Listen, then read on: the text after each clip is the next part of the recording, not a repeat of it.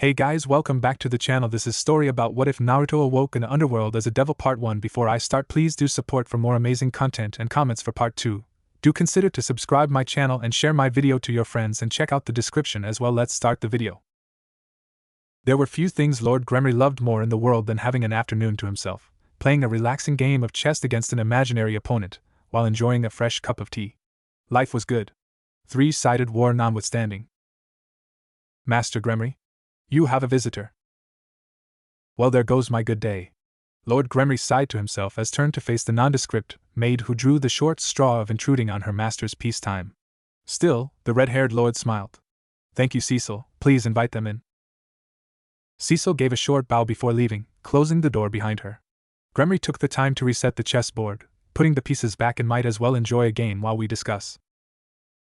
The middle-aged devil leaned back as he waited, taking one last minute to enjoy the silence before being dragged back into the politics and family relations that have taken over modern devil society. It's probably the Phoenix boy trying to move up the date of the marriage again. I'll have to talk to Sirzek to find some way to shut the pup up and wait. Another knock on the door of his study brought Gremory back to reality. Come in, Cecil. Of course, sir, came the muffled response as the heavy oak doors swung open. With his back to the door, Gremory couldn't yet see the intruder, but he could hear one more set of footsteps than he expected. So it's not Phoenix, or he's taken to dragging one of his harem with him at all times. Gremory wiped that thought away, knowing Riser, he'd bring his entire harem instead of just one. Even if it was official business. Once the footsteps came to a rest, Gremory stood up. He didn't want to leave his padded crimson chair, but he couldn't be rude. If they were unimportant devils, Cecil or any of his other maids would have simply turned them away, or at best scheduled an appointment. So when he turned to find a pale-skinned youth staring him down, it only took a brief second to click in the old devil's head exactly who he was talking to. The woman by his side was an even greater hint.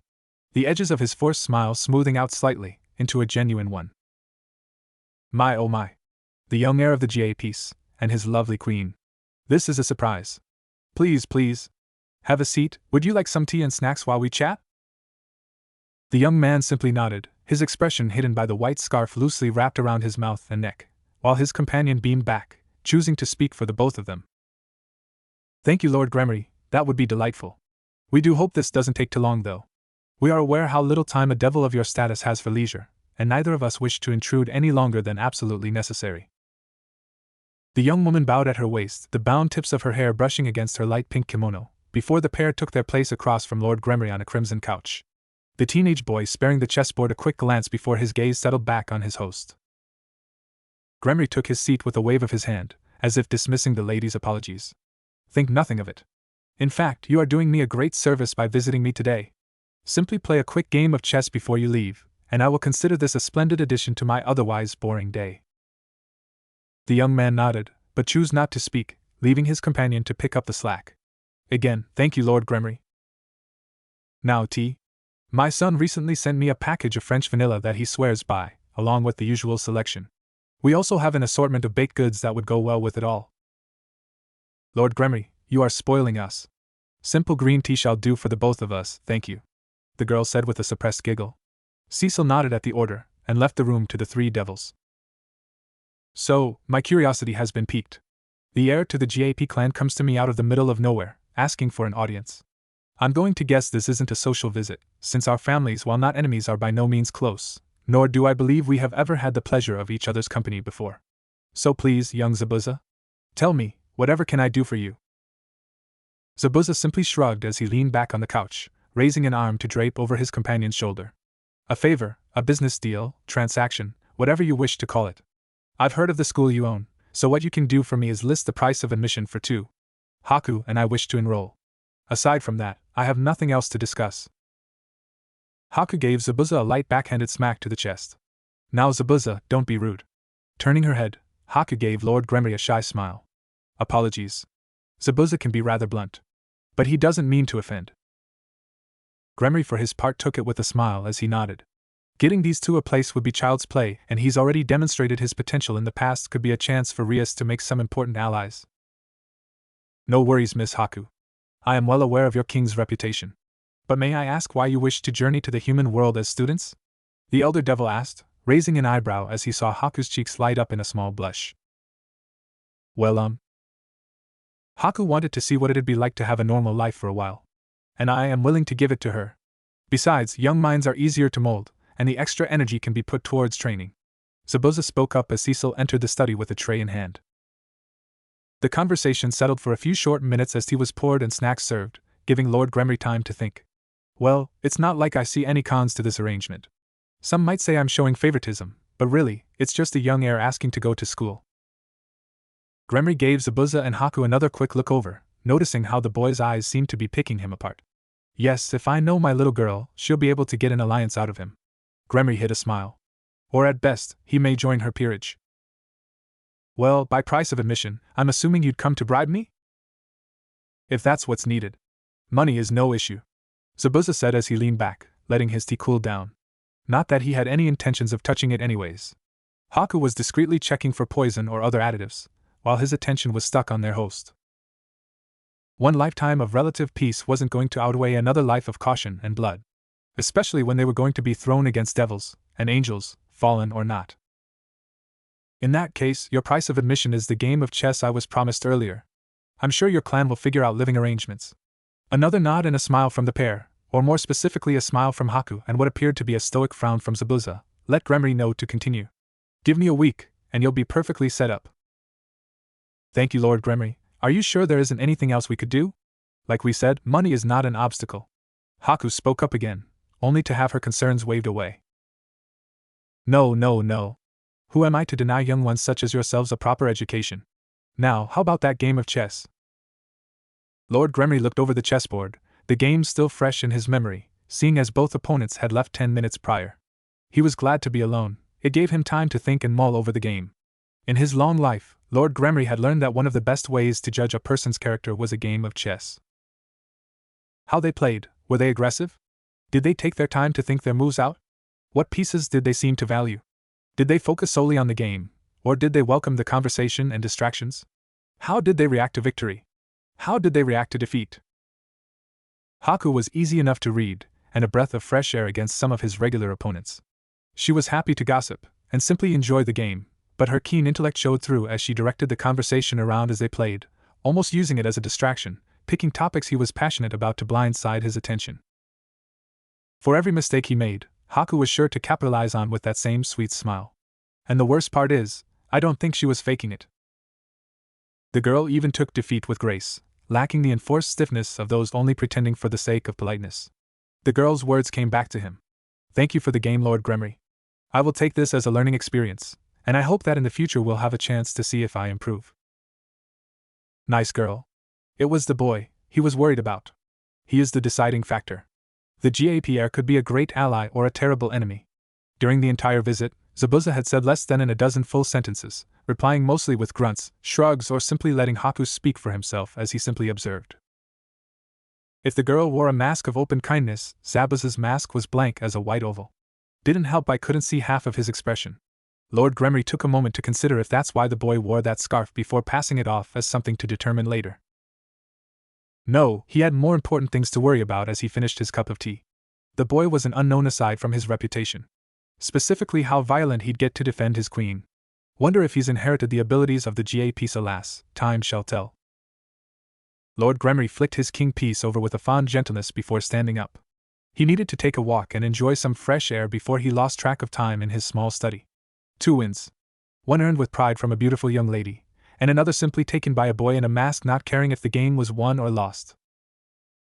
Well, Zabuza, what do you think? Haku asked as the pair continued their observation of the boy with the weird power inside of him. Hell will freeze over before I willingly waste an even single pawn on him. Zabuza ground out. He didn't care what his gut was telling him about the kid's potential. He had nearly a full day's worth of observation in the back of his head screaming one word. Pervert. Zabuza would sooner eat his own scarf raw than put the brat in a position with extended exposure to Haku. 'Cause either way, he'd get himself killed. And frankly, it was bad etiquette and a waste of time to kill one of your own pawn. Someone is approaching the target. Haku whispered to her master from their hiding place behind a tree. A simple illusion spell, and no one could even tell the tree seemed to have gained some odd-shaped growths on the side.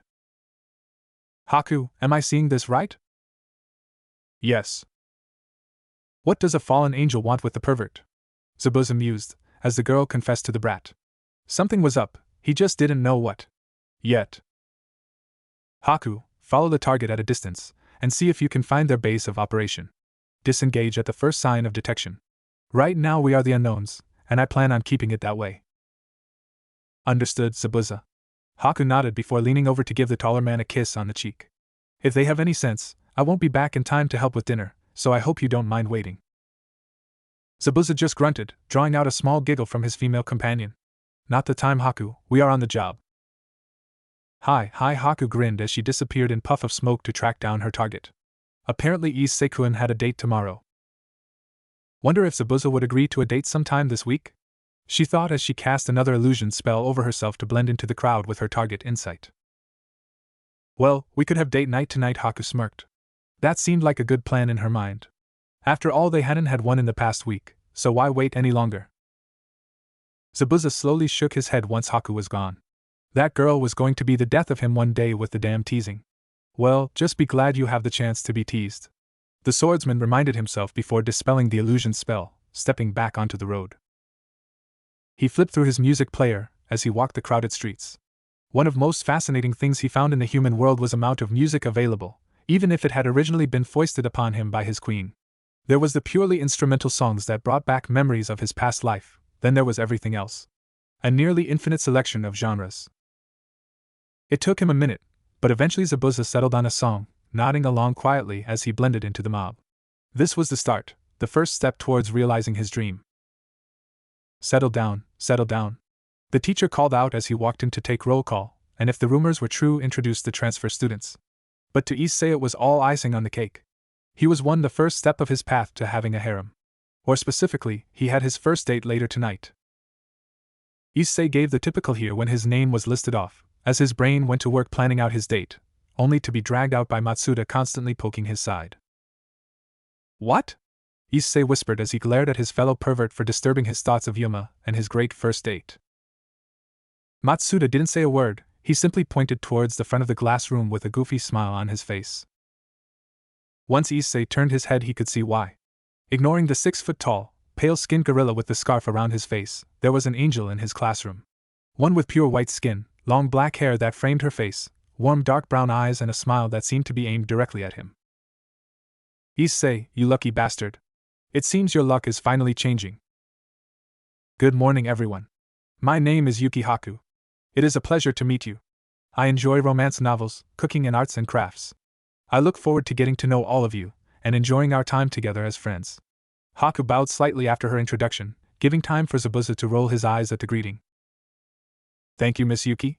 It is nice to have you here as well, and now Mr. the teacher looked down at his notes. Not to avoid the gaze of the large teenager before him, oh no. He'd been a teacher for years, and he dealt with enough delinquents, female or male, that few of them had the chance to scare him. Still, the eyes on this one were enough to raise the caution flags. Momochi. Zabuza Momochi. Likes. None of you. Dislikes. All of you. Dreams for the future. None of your business. I don't want to be your friend, so leave me alone, or I will make you leave me alone. Zabuza said in a dull monotone, like a child reading from a script. He was here for Haku, so long as she had fun, his school life was unimportant. Ah, that was informative. Now, Mr. Momochi, I do have to remind you of the school dress code, and ask you to please remove your scarf. Zabuza raised an eyebrow at the teacher. And if I say no? Then you'll have to stay after class. You wouldn't want that on your first day, now would you? The teacher threatened back, getting only a snort from the taller teen. Better men than you have tried teach. Now shut up and tell us where we are sitting. Fine, Mr. Momochi. For that you will be staying after school to clean up. As for your seating, you and Miss Yuki will be in the back of the class. Since you don't have text, the teacher started only to be interrupted by Motohama's hand shooting into air. Sensei, Haku can borrow my textbook for today. Oh, the teacher felt a sweat drop appear, as even he could see through the boy's intentions. That is rather generous of you, Motohama. Now would anyone be willing to lend Zabuza a textbook? To his surprise, roughly 5 hands went up. Oh, you poor young girls. The teacher thought with a shake of his head. Thinking a bad boy's the guy for you. I foresee a few broken hearts in the future. Well, how about? I'll share with Zabuza, sensei. Haku spoke up beside him with a smile on her young face. Oh, sweet lord. The teacher sighed in defeat. All right, Miss Yuki. Please take Motohama's textbook, and take your seat. We've wasted enough time as it is. So, Motohama. Report. Issei asked as he took his seat for lunch, and the daily meeting of the perverted trio. The topic of today's meeting? The 3 sizes of the beautiful new transfer student, and complaining about the sudden popularity of the dusk-skinned gorilla that came with her. B85H55W 82 cm. Motohama pushed up his glasses as he listed off his measurements, with pride. Matsuda nodded as he stroked his chin, deep in thought. Not too busty, and for her size it works. Any ideas on what the color of her panties and underwear? White. Issei spoke up with finality. An angel such as her would wear only white. Che. Perverted men should just die. Murayama muttered under her breath as she munched on her sandwich. Specifically those 3 idiots. Now. Boys will be boys, Murayama. Haku spoke up as she played with the food in her bento. Leftover beef stir-fry from last night, along with rice balls and a few mini dango for dessert. Zabuza spoils me. She thought with a small blush, thankful the school uniform had a collar to help hide the red marks running along her neck. In retrospect, she should have worn a turtleneck today. Please tell me you aren't defending their behavior, Haku. I know you are new here and don't want to make any enemies, but still. You don't have to be nice to those damn arrow monkeys. Keites warned as she began to pack away what remained of her lunch for after kendo practice. Oh, it's not that. I just find it kind of cute. Like a puppy that made a mess and still expects to get a treat. Haku popped a dango into her mouth, making a note to reward Zabuza later tonight for getting up early to buy them from the specialty shop. A pet like that should be spayed and neutered with prejudice. Keites snorted at the thought, getting a nod from Murayama. Or simply thrown in the trash where they belong. Zabuza said as he placed his chair beside Haku to the shock of the other 2 girls. Their shock grew as the delinquent handed Haku a can of lemonade, only to receive a kiss on the cheek in return. Haku. The teenage swordsman warned. Zabuza. Haku teased back as her companion opened his lunch. They are friends. You can open up a bit around them. Zabuza looked over the stunned faces of Keites and Murayama with a small grunt. You've known them for half a day, if that. His answer got him a light smack to his chest as his chopsticks dove into Haku's bento box, swiping the cooked carrots and peppers, trading it for some of his beef. Eat. You're looking too thin lately. He commanded before starting himself, tuning out the conversation of the ladies to listen to the perverted trio, and keep a tally of exactly how many times they'd have to die to soothe his bloodlust. So how do you 2 know each other? Murayama asked as she looked over teen across from her. The academy uniform doing little to hide his muscular physique. The spiky black hair and constant scarf certainly gave him the appearance of a thug. Wait, how is he even eating? Zabuza and I are partners. Haku answered with a bright smile on her face, to a blinking Keites, while Murayama kept an eye on Zabuza. His food was held in the chopsticks one moment, then next it'd be gone and Zabuza's jaw could be seen moving. What? Haku hid a grin at Murayama's attempt to catch Zabuza in the act of eating. To this day she wasn't completely sure how he managed to make his food disappear. Partners as in boyfriend and girlfriend? Keites spoke cautiously, not knowing what the reaction to the question would be. Though she knew a few girls would pay an arm and a leg for this kind of information.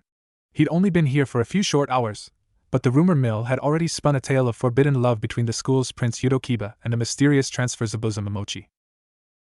Some say they were childhood friends, separated in a tragic move, only to be reunited through the power of love and fate. Others claim them to be a modern retelling of Romeo and Juliet in life. The number of different theories and stories grew by the hour, to the point even Keites couldn't keep half of the tales straight in her head. There was one constant though. It was a general agreement that in the love between Yuto and Zabuza, Zabuza was the top. Yes, we are. Oh, well then. Keites sighed. Guess I got the job of crushing everyone's dreams.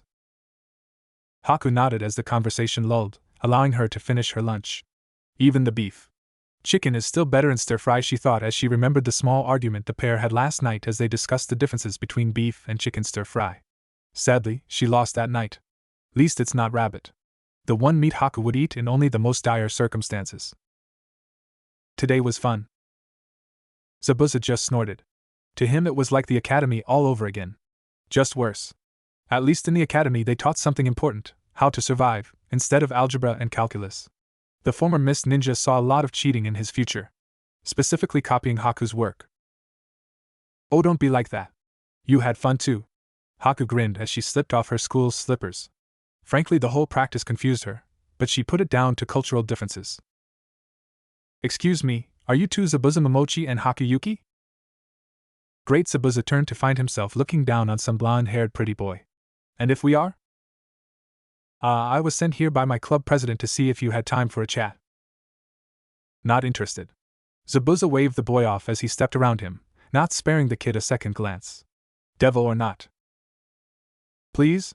It'll only take a moment. Miss Gremory really wishes to welcome you to the school. That stopped Haku in her tracks. Zabuza, why don't I start dinner tonight, while you talk to the Gremory heir? Zabuza glared at Haku, not liking what she was asking him to do.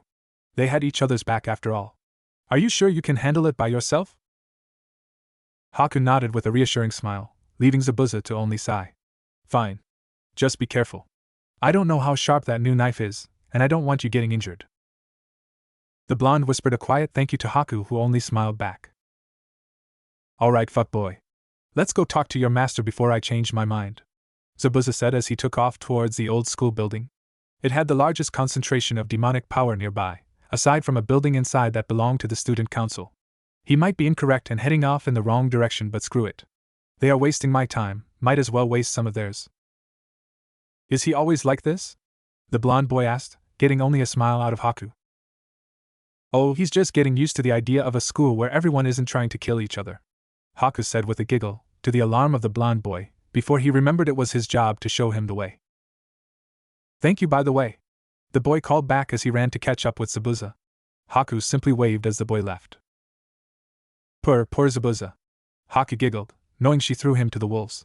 But she could worry about that later. Today she had a fallen angel to follow and a date to oversee. So, how are you finding the school so far? The blonde boy asked. Educational, was the only reply that Zabuza was willing to give that sounded remotely polite. This was supposed to be Haku's job. She was better with people, and had that soft smile that could melt hearts of stone, ice, and diamond. But no, here he was slowly walking behind the blonde kid for an impromptu tour of the school grounds as he attempted to make conversation. That's good. A solid education among friends is one of the greatest things in the world. Right behind a Chidori to the chest, thought Zabuza as he remembered his last run through the education system, specifically the small mountain of corpses he left as his entrance exam. So to the blonde kid he just gave a non-committal grunt. We have a plethora of clubs and sports here, any of those interest you? Haku made friends with some of the kendo club. I might swing by there every so often for a bit of practice. Really now? I didn't peg you for the swordsman type. Oh, how wrong you are. Zabuza thought with a hidden smile before the shorter boy continued. I'm a bit of an amateur swordsman myself. Maybe one day we can have a spar, give each other a few tips? What do you say? Zabuza shrugged again, but filed the information away for later. A few minutes of silence later, after the boy realized that any attempts at a conversation would be met with some form of grunt or one-word answer, they arrived at the old school building, or specifically the occult research clubroom. After you? The blonde boy said, holding the door open for Zabuza, who brushed past him without a second glance. Whatever expectations Zabuza had for meeting Lord Gremory's daughter were turned on his head. The man's study had reflected his personality almost to the last book. Where Lord Gremory's study was open, welcoming and bright, designed to lull a person into dropping their guard, his daughter went the opposite route. The room was dusky, and almost oppressive with dim lighting, a pair of couches on opposite sides of a table. The place even has a shower. Zabuza couldn't shake the feeling that he walked into a mafia-safe house instead of a clubroom. Guess daddy owning the school has its perks, the masked devil thought as he took a quick glance at the other occupants of the room. Picking out Lord Gremory's daughter was easy. Look for the blood-red crimson hair. Easy on the eyes at least. Zabuza thought with a snort as he gave the women sitting on the couch with a cup of tea in hand a quick once-over. He wasn't looking forward to this meeting, especially with Haku running recon by herself. He trusted her with his life, but they were a two-person cell and worked best when covering each other's back. Still, the startling red hair that went down to her knees, hourglass figure and sapphire blue eyes with a tint of green was enough to grab his gaze. Doubt she's a close-range fighter with a chest like that then again. He knew the tales of Tsunade the slug princess. Bigger than a man's head, yet could punch through a mountain like it was made of styrofoam. He wrote it off as something to investigate later before moving on to the women standing behind her. Long black hair tied into a single ponytail held in place by an orange ribbon, an even larger chest at Rias, What are they feeding these kids? Black knee-high socks and a mischievous smile on her face. None of that brought an immediate name to the front of his mind, so he simply nodded a greeting at the pair of them before Rias spoke up, interrupting his attempt to get a read on the last occupant of the room. Kiba! Just in time. And you must be said. Rias started to speak as she set her cup down to properly greet Zabuza with a warm smile and a handshake. Zabuza. Ah, well, it is nice of you to join us, Zabuza. Rias ignored the interruption as if it never happened, holding out her hand as she simply went with the flow. The spiky-haired devil took it without hesitation, making sure to apply a bit of force. Not enough to hurt, of course, but enough to remind her that he didn't come as a friend, he came as a possible enemy, driving her to take a second look. Short, spiky black hair, pale olive skin that in the right light would look almost gray, cold brown eyes that seemed to weigh everything he saw before him like an accountant who only cared about the bottom line, and thin eyebrows that on anyone else would look out of place, but they seemed to suit him. Of course, that also led to the natural curiosity, and a question many before her had asked themselves. I wonder what he looks like without the scarf. Yes, the white scarf that he refused to take off that covered everything from his nose down. Oh, the pleasure is all mine. Zabuza didn't even bother attempting to hide the sarcasm as he let go of Rias's hand. Well, I assume introductions are in order. I am Rias Gremory, as you probably know. That is my queen, Akino Himejima. Rias gestured to the black-haired girl behind the couch, who bowed her head at the introduction. So that's the priestess of thunder. Interesting. You've already met my knight, Kiba. Rias's hand moved to point at the blonde boy that led him here. Zabuza took another peek through the corner of his vision. In his opinion, the boy was a twig, but he wasn't something to be written off. Haku was a twig as well, but she was still the scarier half of the dynamic duo. The fact he looks like a pretty boy isn't help again, a criticism that could have been leveled at Haku multiple times in her life, current or past. And finally, the last member we have with us today is Kaneko Tuju. My cute little rook. Rias stepped aside to allow Zabuza a glance at the white-haired midget on the couch next to where Rias previously sat, who seemed to be trying to stare him down. Zabuza gave Akino a small nod, before turning his attention back to Kaneko. The little girl was giving him a look, one he'd seen before. It was a person who couldn't decide if they should approach something with caution, or simply stay away. What do you want, Gremory? I'm a busy man, and I don't enjoy having my time wasted. Zabuza crossed his arms over his chest as he stood in place. Rias lost her smile at being addressed by her clan's name. I wanted to welcome you to the human world and explain a few rules for your stay. I'll keep this as brief as you want, GAP. Oh, hit a nerve, did I? Zabuza smirked under his scarf as he took a seat on the couch opposite to his hosts. Good. Rias took her seat as Kiba walked behind the couch to take his place next to Akino, hands behind his back. Do you really need your peerage present in this meeting, Gremory? They are my friends, and they have just as much right to be here as anyone else. Rias shot back, keeping her tone level. Besides, you wanted to keep this short, so why are you wasting time asking dumb questions? Yep, definitely hit a nerve. Zabuza leaned back on the couch, spreading himself out as if he owned the room, instead of being a simple guest. His eyes scanned over the group, keeping an eye on them in the event of a trap. Call him paranoid, he didn't care. Paranoia had saved his life multiple times as a professional ninja, and even more as a missing nin. Do none of these girls wear bras, though? He had to ask himself.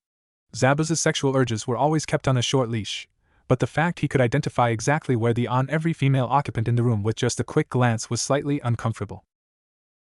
Zabuza just shrugged at Rias's question, motioning her to get this over with. Halfway through the meeting, Zabuza was starting to catch on that this wasn't just an informal meet and greet, with Rias playing the part of a kind host. The tip that gave it away? All of the rules and suggestions she was giving him could have easily been written out on a pamphlet for him to read before class tomorrow. No, this is them judging me. Kami. Zabuza suppressed the shot of pain that ran through him at using God's name. Damn it all, where is Haku when I need her? Eventually he had enough though, and he decided to interrupt. Gremory, what do you want from me?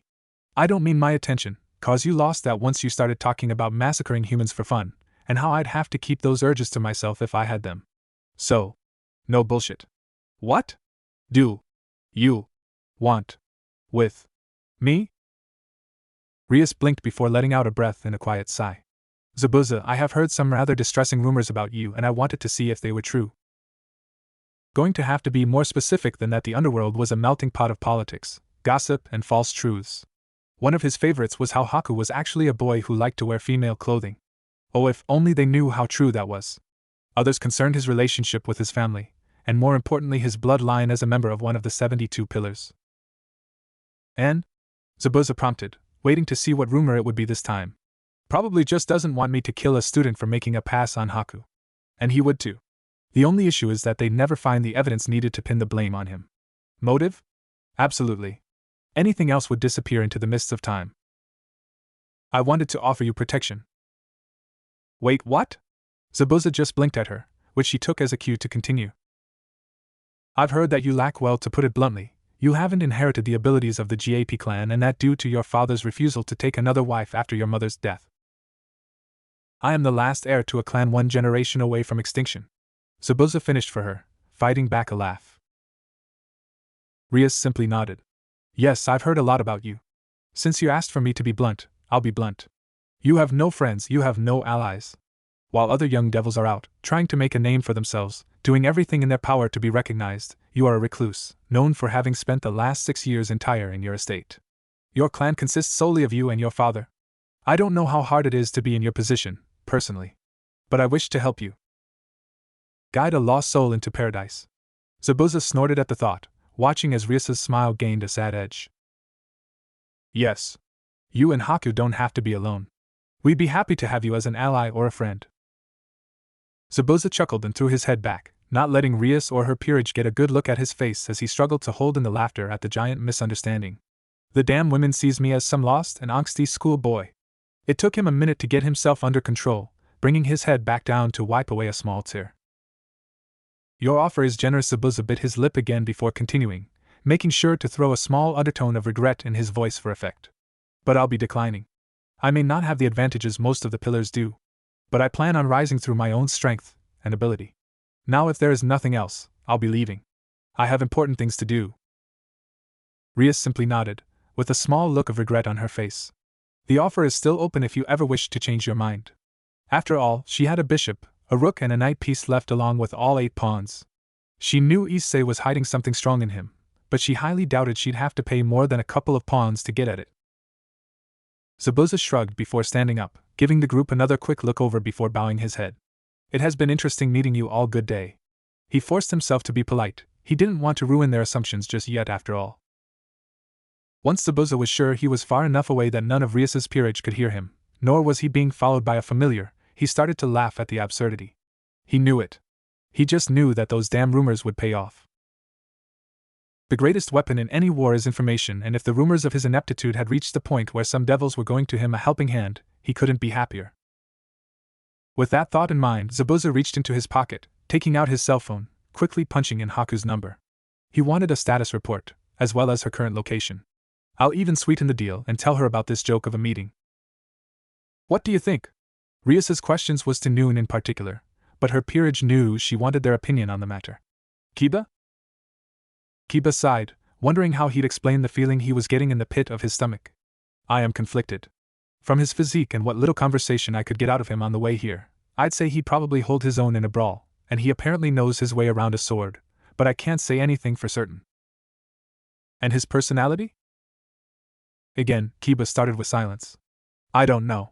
He could be acting, but I don't see why. We are all on the same side, so he could just be antisocial. The blonde knight offered up, before Akino chose to voice her opinion.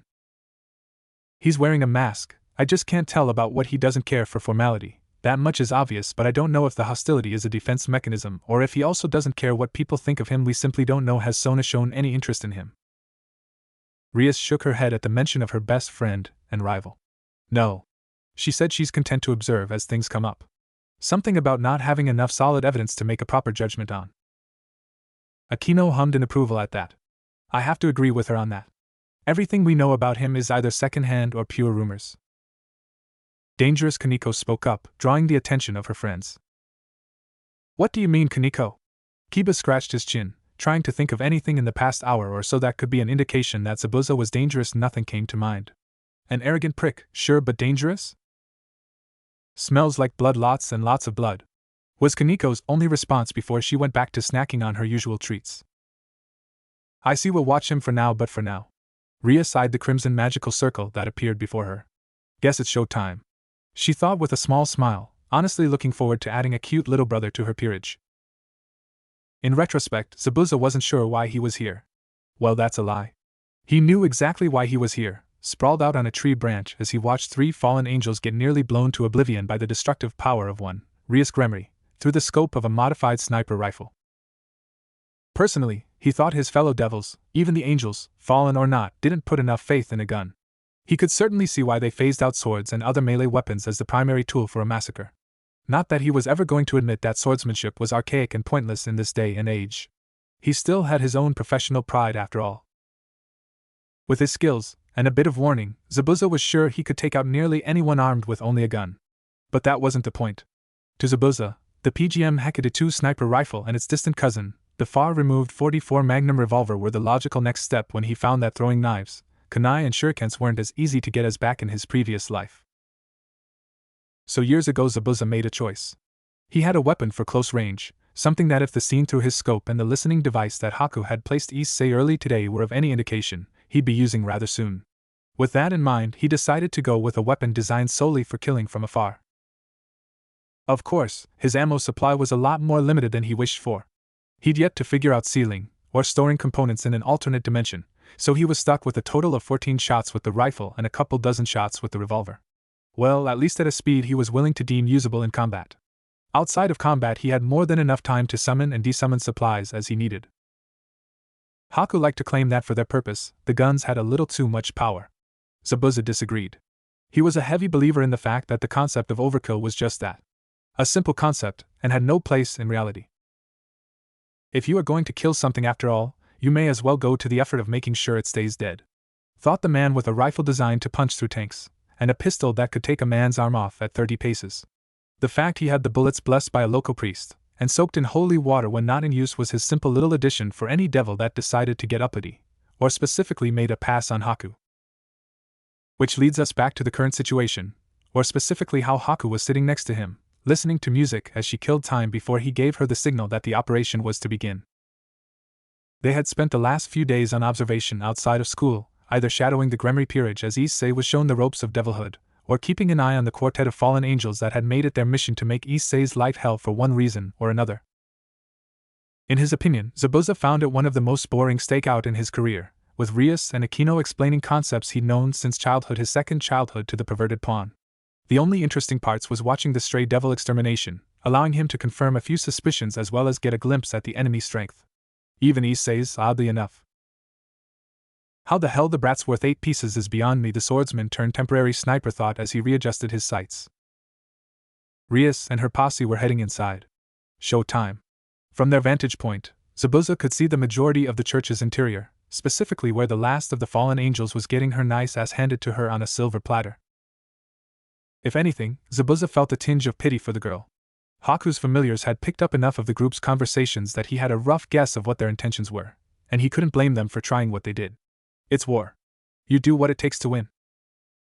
The fact that Issei's sudden burst in power was giving him flashbacks to the QB brat's victory over Haku wasn't helping either. His whole gut was screaming at him to either kill the pervert now before he snowballs into whatever equivalent of the QB brat this world had, or wait and suffer through his choice. Sadly, I'm going to take the stupid choice. And not put a bullet in his head. Yet. Not put a bullet in his head yet. Zabuza gave Haku's leg a light tap, drawing her attention out of whatever sugary love song was currently tainting his beloved music player. Take the rifle, you know the drill, he said as he stood up, Haku giving him a quick kiss on the cheek for good luck before he took off towards the church, in the process of making quite possibly his second biggest mistake of the night. Least I got a kiss before my execution, Zabuza thought with a grim chuckle.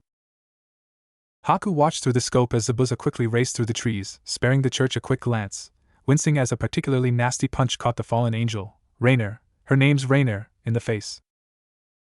Least Issei had no intentions of getting this over with quickly, allowing Haku to thank whatever spirit was watching over her and her partner, as she saw Zabuza create a few clones as he ran, already knowing what their job was. With one last glance at Zabuza, Haku leveled the rifle back towards the church, putting the red-haired scalp of Rias Gremory in her sights. I didn't believe him before, but is she really not wearing a bra? Haku asked herself as she watched Ria's chest bounce around in an almost hypnotic fashion, before Haku shook her head, clearing away unnecessary thoughts for the task at hand. Haku knew her orders were if Rias turned into a threat, she was to blow out a kneecap, but this was one of those common occasions where she was willing to go against Zabuza. If Rias did anything more than scratch Zabuza, she was getting an anti-armor round right between the eyes, faster than she could say "Hail Satan, repercussions be damned." "That asshole! Leaving me like this! I don't want to die! Not like this! Not like second-rate trash, thrown to the dogs," Rainier thought as the tears flowed freely. Rainier knew she was going to die, but she sure as hell was going to be cursing free to her last breath, when she wasn't pleading for Issei to spare her.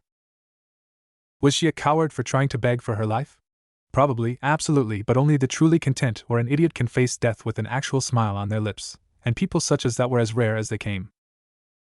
She was just like any other angel, devil, or human in her last moments. She wanted to live, she wanted a future, and at this point she was willing to give anything and everything she had just for a chance at seeing another sunrise. So it really came as no surprise to her that the moment the red-haired bitch agreed to kill in place of Issei, that as soon as the glowing, crimson magical circle appeared before her, she, a fallen angel, gave one last prayer to a god that had long since forsaken her as the mass of pure destructive power came to finally end her. Later she would reflect that God did answer her. In a pair of baggy pinstripe pants that threatened to slide off his waist in a light breeze and a set of cow print arm warmers, but he answered her prayers. Rias blinked at the scene before her. She had just annihilated the last of the fallen angels who had the audacity to try to hurt one of her servants. There was nothing left of the women that killed her cute little pawn not once but twice. Nothing but ashes and smoldering marble. Sadly, that was not the reality before her. No, instead of black marks and ruined floors, there stood some monstrosity of a steel embedded directly between her and Rainier, its presence almost mocking her since she hadn't even seen or heard any indication of the weapon's arrival. By the stunned faces on her peerage, she wasn't the only one. What kind of monster wields something like this, Rias thought as she gave the sword a quick look over, traveling from the bottom upwards to the figure sitting calmly on the butt of the hilt.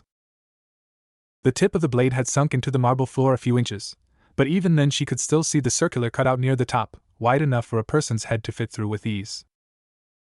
It must be at least 6 feet tall, and it's almost as wide as my hips, Rias thought as she took in the bone-white edge and dull gray center, working her way up to see the semicircular notch closer to the handle.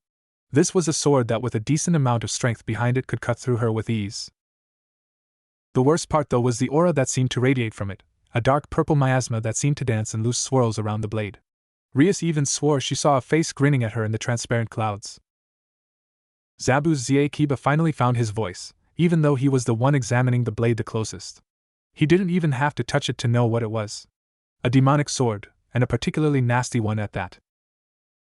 Rias looked up, and sure enough there was Zabuza, feet on the guard of his blade as he lightly rested against the tip of the handle.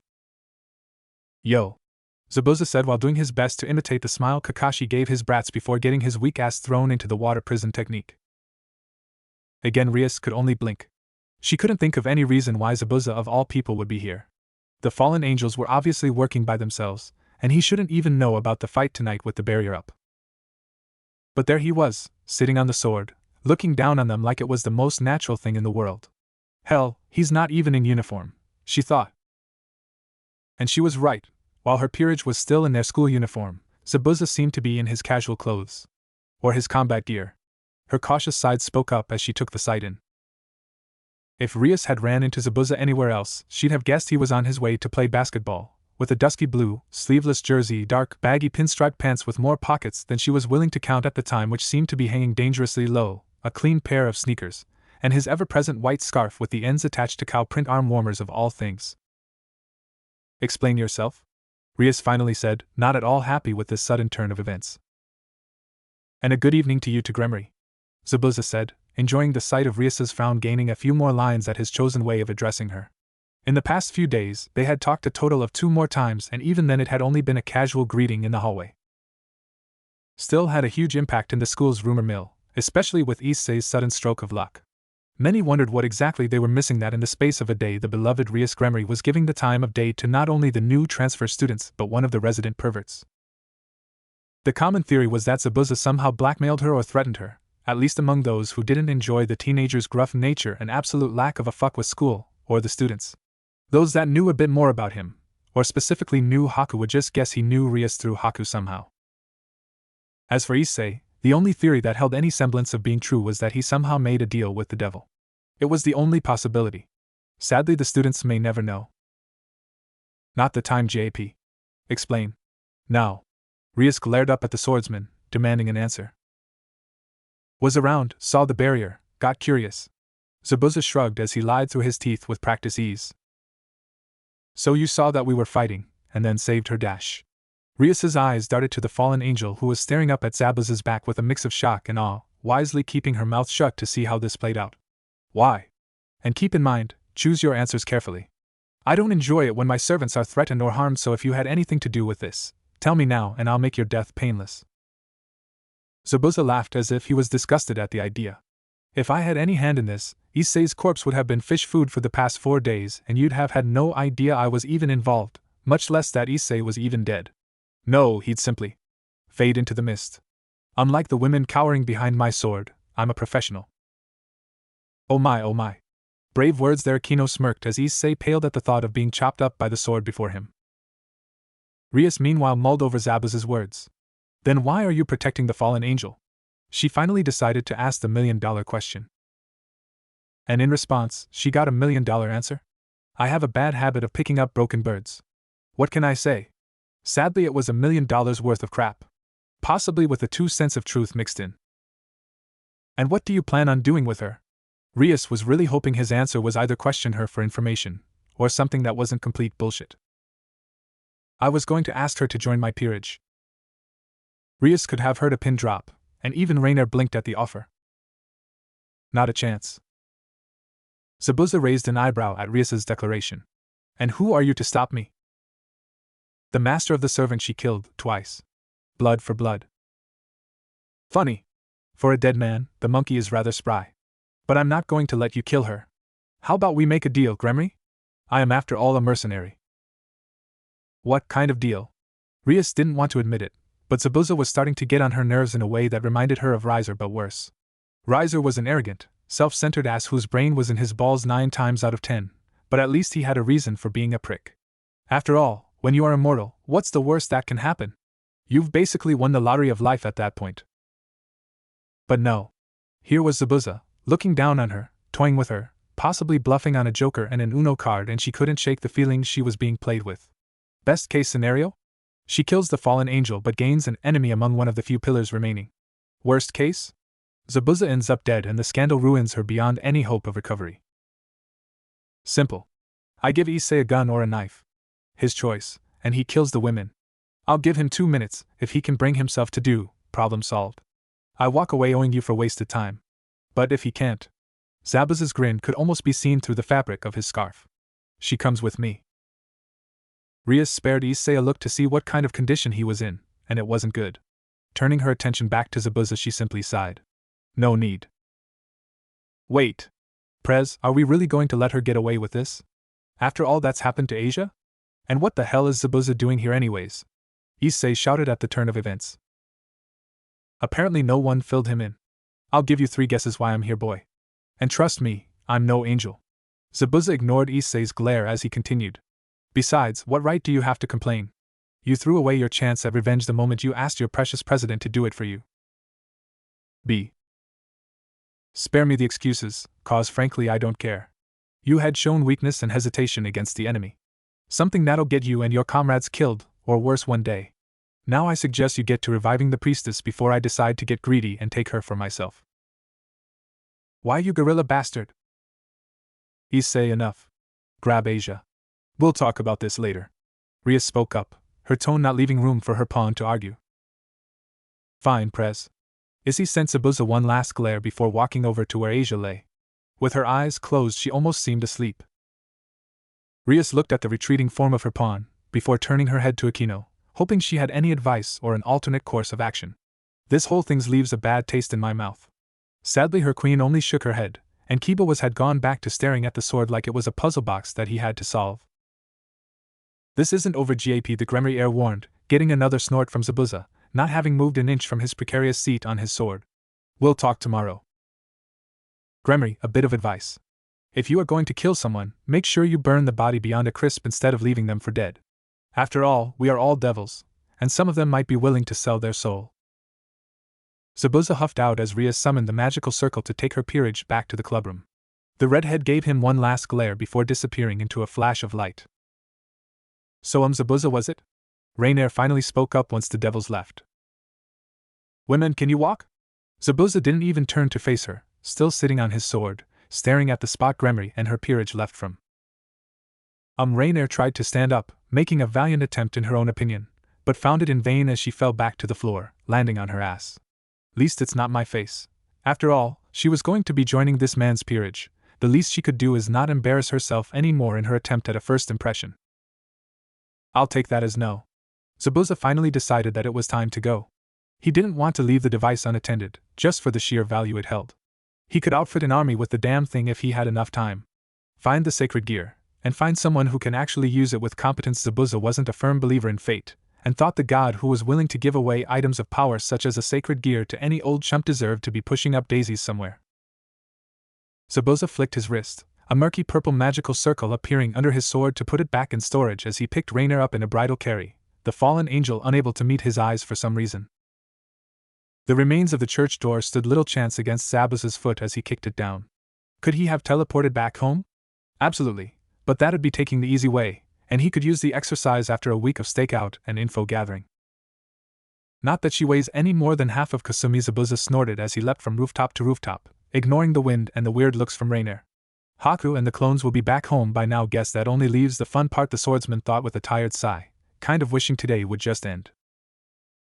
Haku purred quietly as she shifted around, still half asleep from a tiring night of assisting in healing 2 people back from the brink of death and another from a beating that made death look like a mercy. Zabuza's clones had done their job bringing back the fallen angels to her for aid. Ugh, too early, the small devil thought as she cracked an eye open to glance at the clock. 6 in the morning?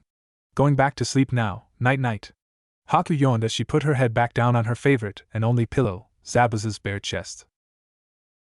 It was a habit years in the making, with Haku being rather short for her age and Zabuza just being Zabuza. He was the perfect size for a body pillow, a fact she exploited ruthlessly every night as she always went to bed at his side, only to find herself on top of him the next morning. Haku took a quick glance at the other occupants of the bed flanking Zabuza at his sides, 3 more bodies than usual sharing the giant bed. To her slight ire, they seemed to have taken a page out of her book and had piled as close to Zabuza as they could get, probably wanting to stick close to the source of warmth under all the sheets. Well, this was my decision, Haku thought as she closed her eyes, giving Zabuza one last goodnight kiss before drifting back to sleep as she pushed away any regrets. Zabuza was a big boy, and she was more than willing to share. Just so long as I get first dibs on everything. She didn't fight the grin spreading across her face. Rainier wasn't sure where she was. The last thing she remembered was begging for her life and something about praying. She didn't remember the church ever having a bed large enough to fit her, Middlet and Calawarner, much less with room to spare. Looking around only brought more questions to mind.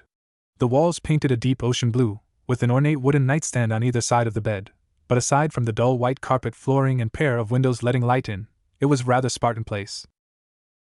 As Rainier stretched, letting out a quiet yawn, the events of last night came flooding back to her, specifically the part where she was rescued and carried across town by some handsome devil. Literally. Who apparently lived up to his race's reputation for perversion by having stripped her down and changed her clothes while she slept. Glancing over at Middlet and Calawarner for the second time showed that they too had been stripped down, the trio wearing nothing more than loose-fitting t-shirts with the names of vaguely familiar human bands printed across the front. On Middlet it was fine, the hem of the shirt came down almost to her knees, but Rainier could see a few issues for herself and Calawarner. I'm fine with my body, but I am not going to indulge some weirdo's fantasy of walking around like this for long. It's not like Fallen Angel didn't mind, it's just that she didn't expect the stranger to be so bold. They'd barely met, and he'd already seen everything. A girl had to have some mystery after all. She'd only transformed in front of Issei the first time as a small mercy to a dying man. Let the pervert catch a glimpse of a beautiful woman once in his life before being tossed aside. But no, fate had other plans. Specifically getting thrown out of the Fallen Angels for doing her duty, or at least trying to go above and beyond. Well, screw Azazel and Shemhazai, I have a new master now.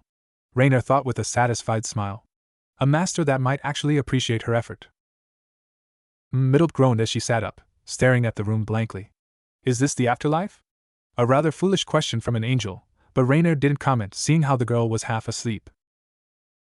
Well, Rainier's here, so it's probably hell. Calawarner didn't even look up as she spoke. Shut up, hag. Brat. Middlet just giggled at the exchange before getting a glare from the elder women which quickly shut her up, but not before she stuck her tongue out at the pair of them. Silence descended over the trio as the question Middlet and Calawarner wanted to avoid for as long as possible hung over the group. It was Calawarner who finally broke the silence after 10 minutes of the ladies collectively avoid each other's gaze. We failed, didn't we? Rainier simply nodded. And Donasek? None of the ladies particularly liked the single male of their group, but he was still a comrade, and they hoped he'd at least gotten away or something. I don't know honestly. I see. What are we going to tell Azalel? Calawarner went straight to the next awkward question, but before Rainier could mention she had technically changed sides, Middlet spoke up. Screw him. All we tried to do was help, and he kicked us out. Frankly, I'm happy we failed. Now I can spend my days doing something fun instead of listening to those stuffy old men boss us around. We can't just leave him like that. After all, he must have had a hand in saving us, right, Rainier? Calawarner turned towards the unofficial leader of the group. After all, in her mind the only one who'd save them is a fellow fallen angel. Specifically one acting under Azalel's orders in light of their attempts to get back in his good graces. Well, Rainier avoided the older angel's gaze, not wanting to be the one to break her heart, and apparently the universe was on her side as the door behind her swung open.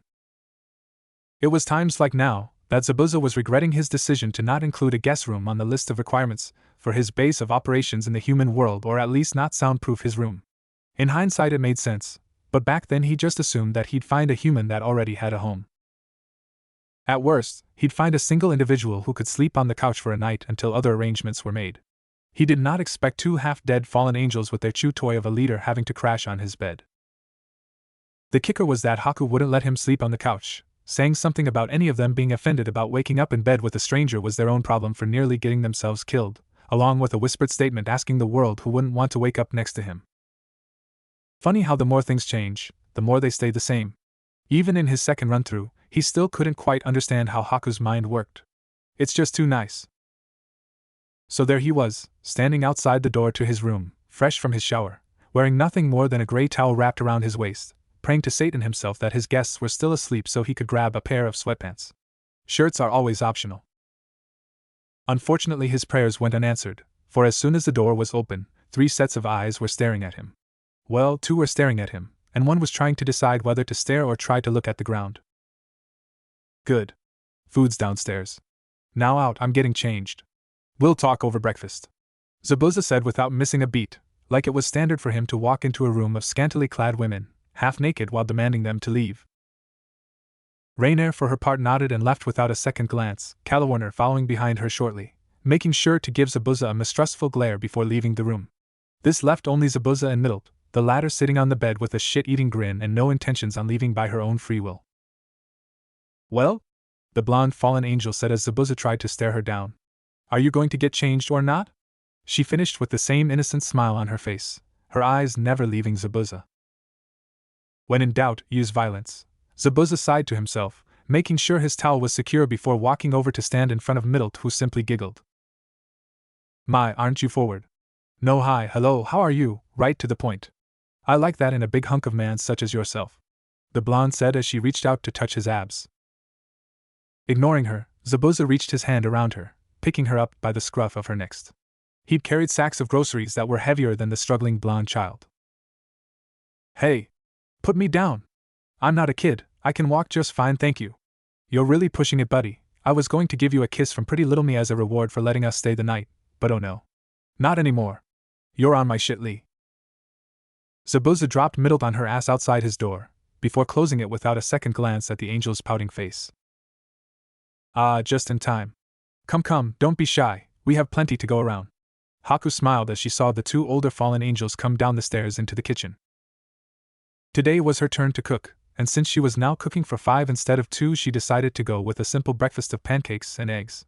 Haku set down the last of the plates on the island counter in front of her, as she waved the angels to come closer. To Rainier's amusement, Haku was also wearing nothing more than a button-up dress shirt. The fallen angel wrote it off as one of the tall man's quirks. I'm not going to bite, but the food will get cold. And if you aren't feeling like something hot, we do have cereal somewhere around here. Haku trailed off, trying to remember where exactly she put it as Rainier and Calawarner took their places on the other side of the counter. Thank you. Now who are you, what are we doing here, and did Azalel send you? Calawarner asked as she watched Rainier picked up a fork to slowly but eagerly attack the food set before her. Haku just smiled at the question. Don't worry, we aren't enemies. But we'll talk once Zabuza and Middlet. Rainer supplied the name for her. Middlet come downstairs. Zabuza doesn't like having to explain things more than once if he can help it. Haku finished with a shrug before turning back to the kitchen to get the cereal in case Middlet wanted some. Not willing to take her situation at face value, Calawarner leaned over to whisper in Rainer's ear. Once Middlet comes down, let's make a break for it. They aren't telling us something. Don't worry, you hag, I promise, these people don't mean us any harm. If they wanted us dead, they'd have left us to the Gremory bitch, was Rainer's hushed response as she glanced around the large room that took up the majority of the first floor. While the bedroom they awoke in only had the bare necessities, the room they sat in now definitely had some work done on it. The room was split into two halves, separated by the marble-topped counter she sat at. On one side was a full kitchen with white tile flooring and light blue walls, while behind her was 3 couches set up in a horseshoe shape, centered around a large television, with polished hardwood underneath. That wasn't including the multitude of pictures she'd passed in the hallways or in the room itself, all of 2 people, one with a bright smile on her face at all times, and the other hidden under a white scarf. Obviously my new master isn't strapped for cash, Rainer thought with a smirk. Now if only he could have went the extra mile to get us a pair of pants. The fallen angel's smirk disappeared as quickly as it came up. After all, the breeze wasn't exactly pleasant. Haku seemed to notice her discomfort. Don't worry. I was the one to change you. Zabuza is a lot of things, but he'd never do that to a girl. You aren't his type after all, she said with a reassuring smile, that still drove spikes into the fallen angel's heart. Not his type? Is he gay?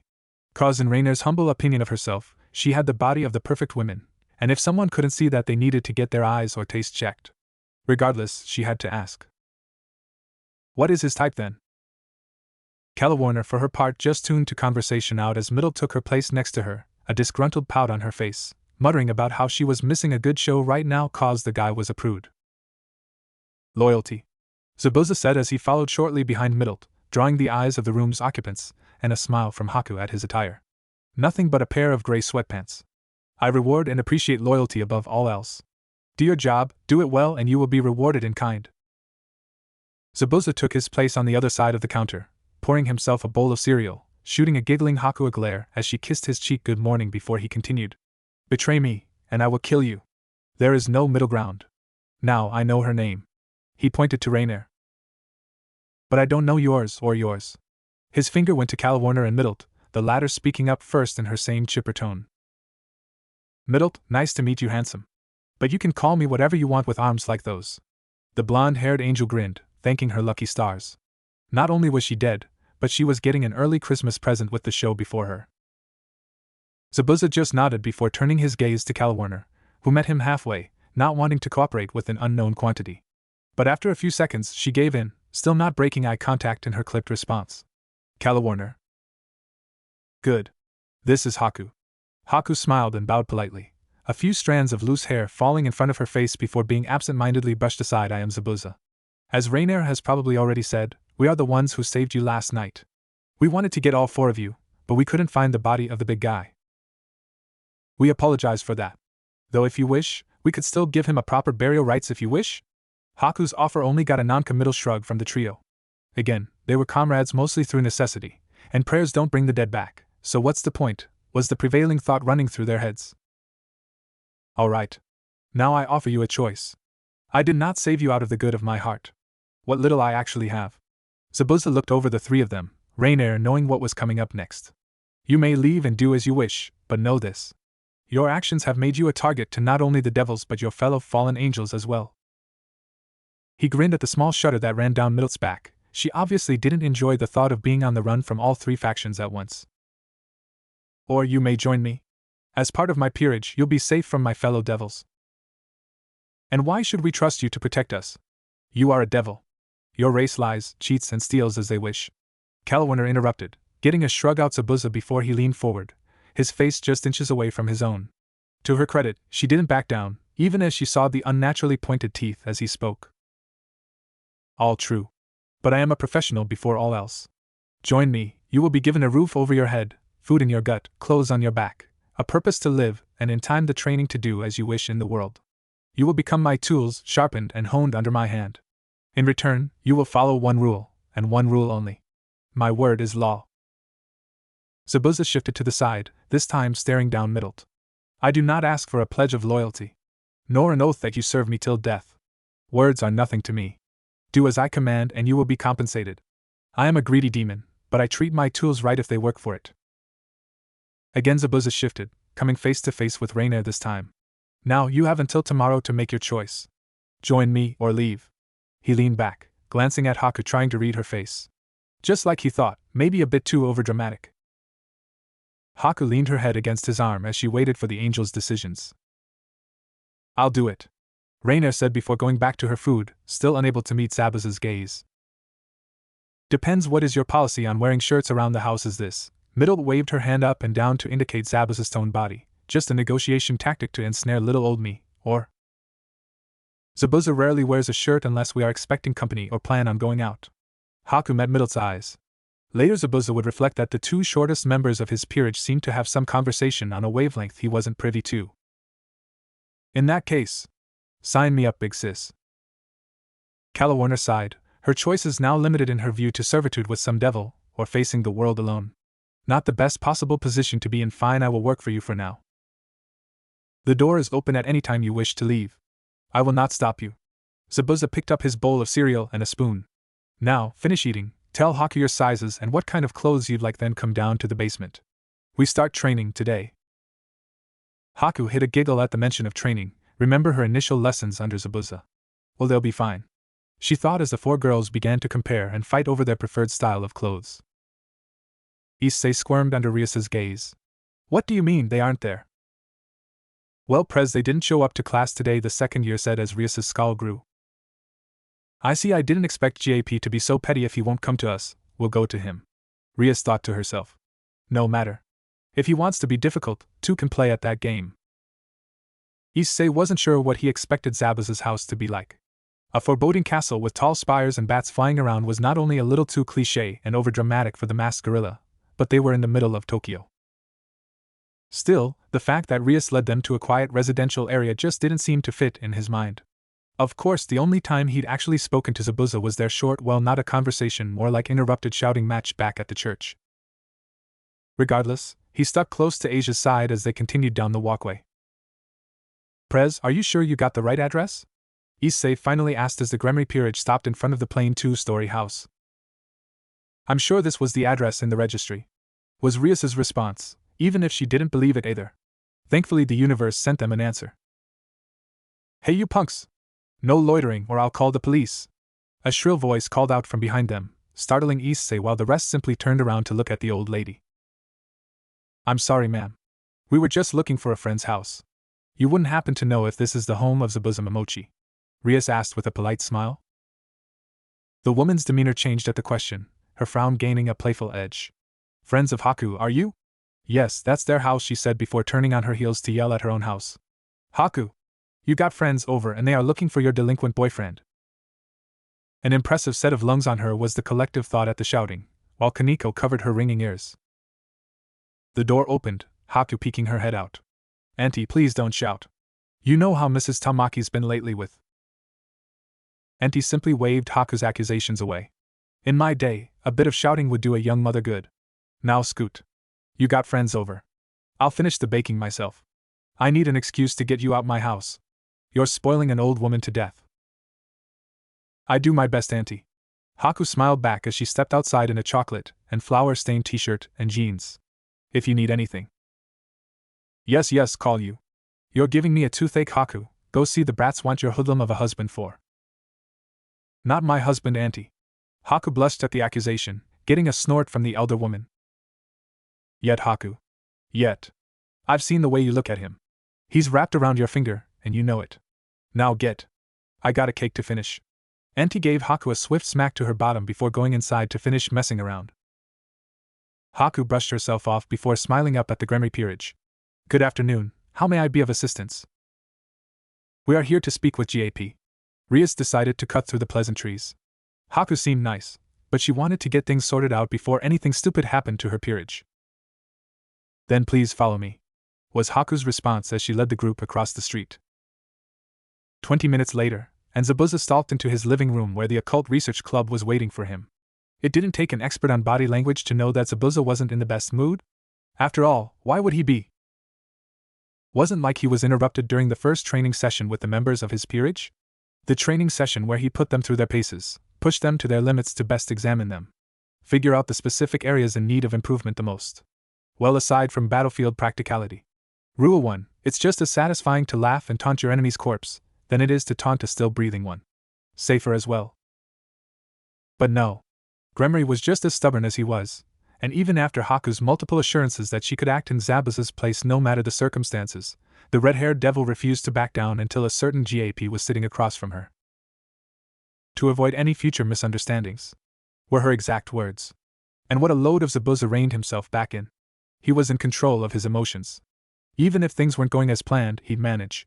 Least we got one solid addition from all this. The cross.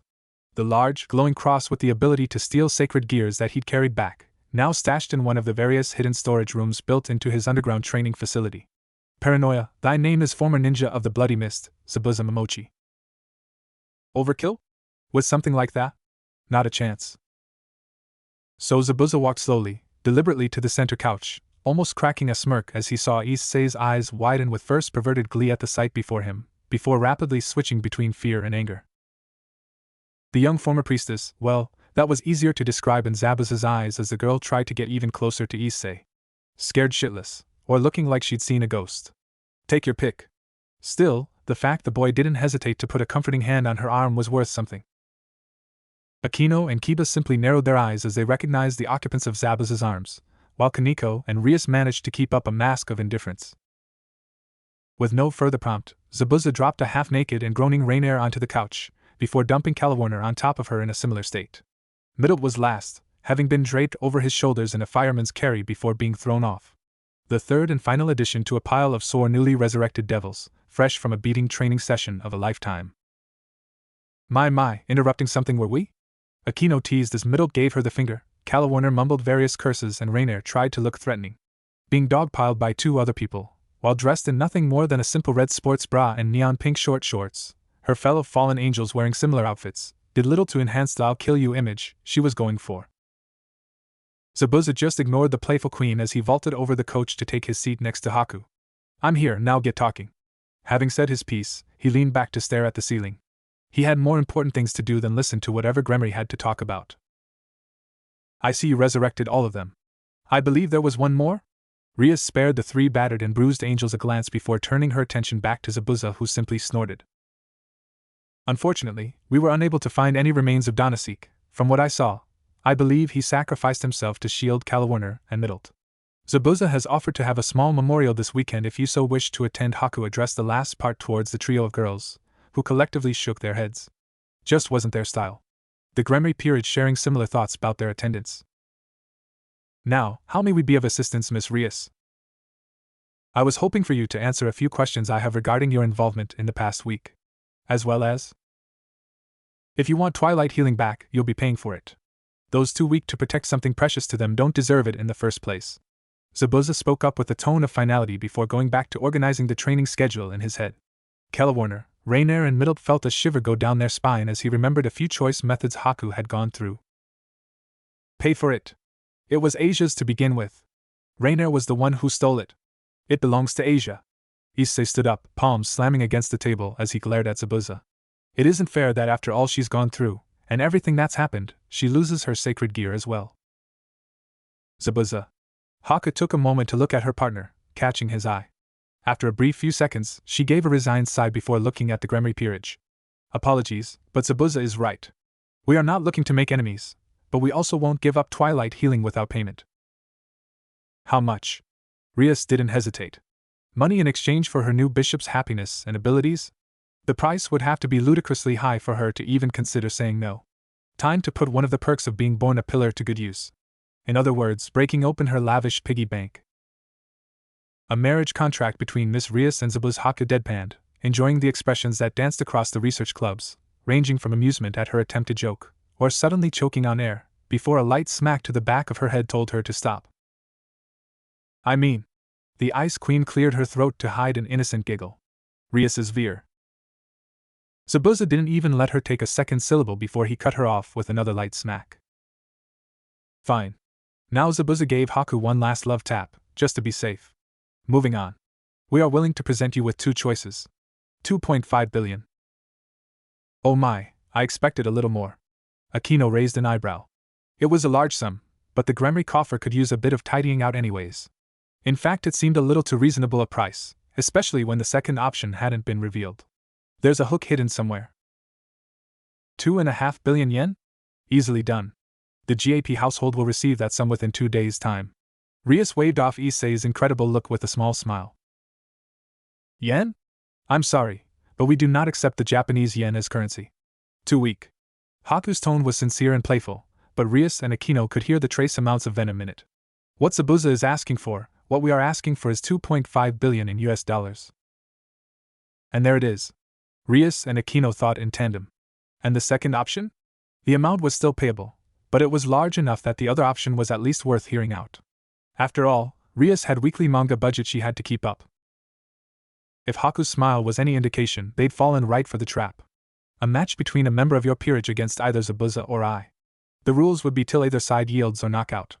Winner takes the sacred gear without complaints. That is rather generous.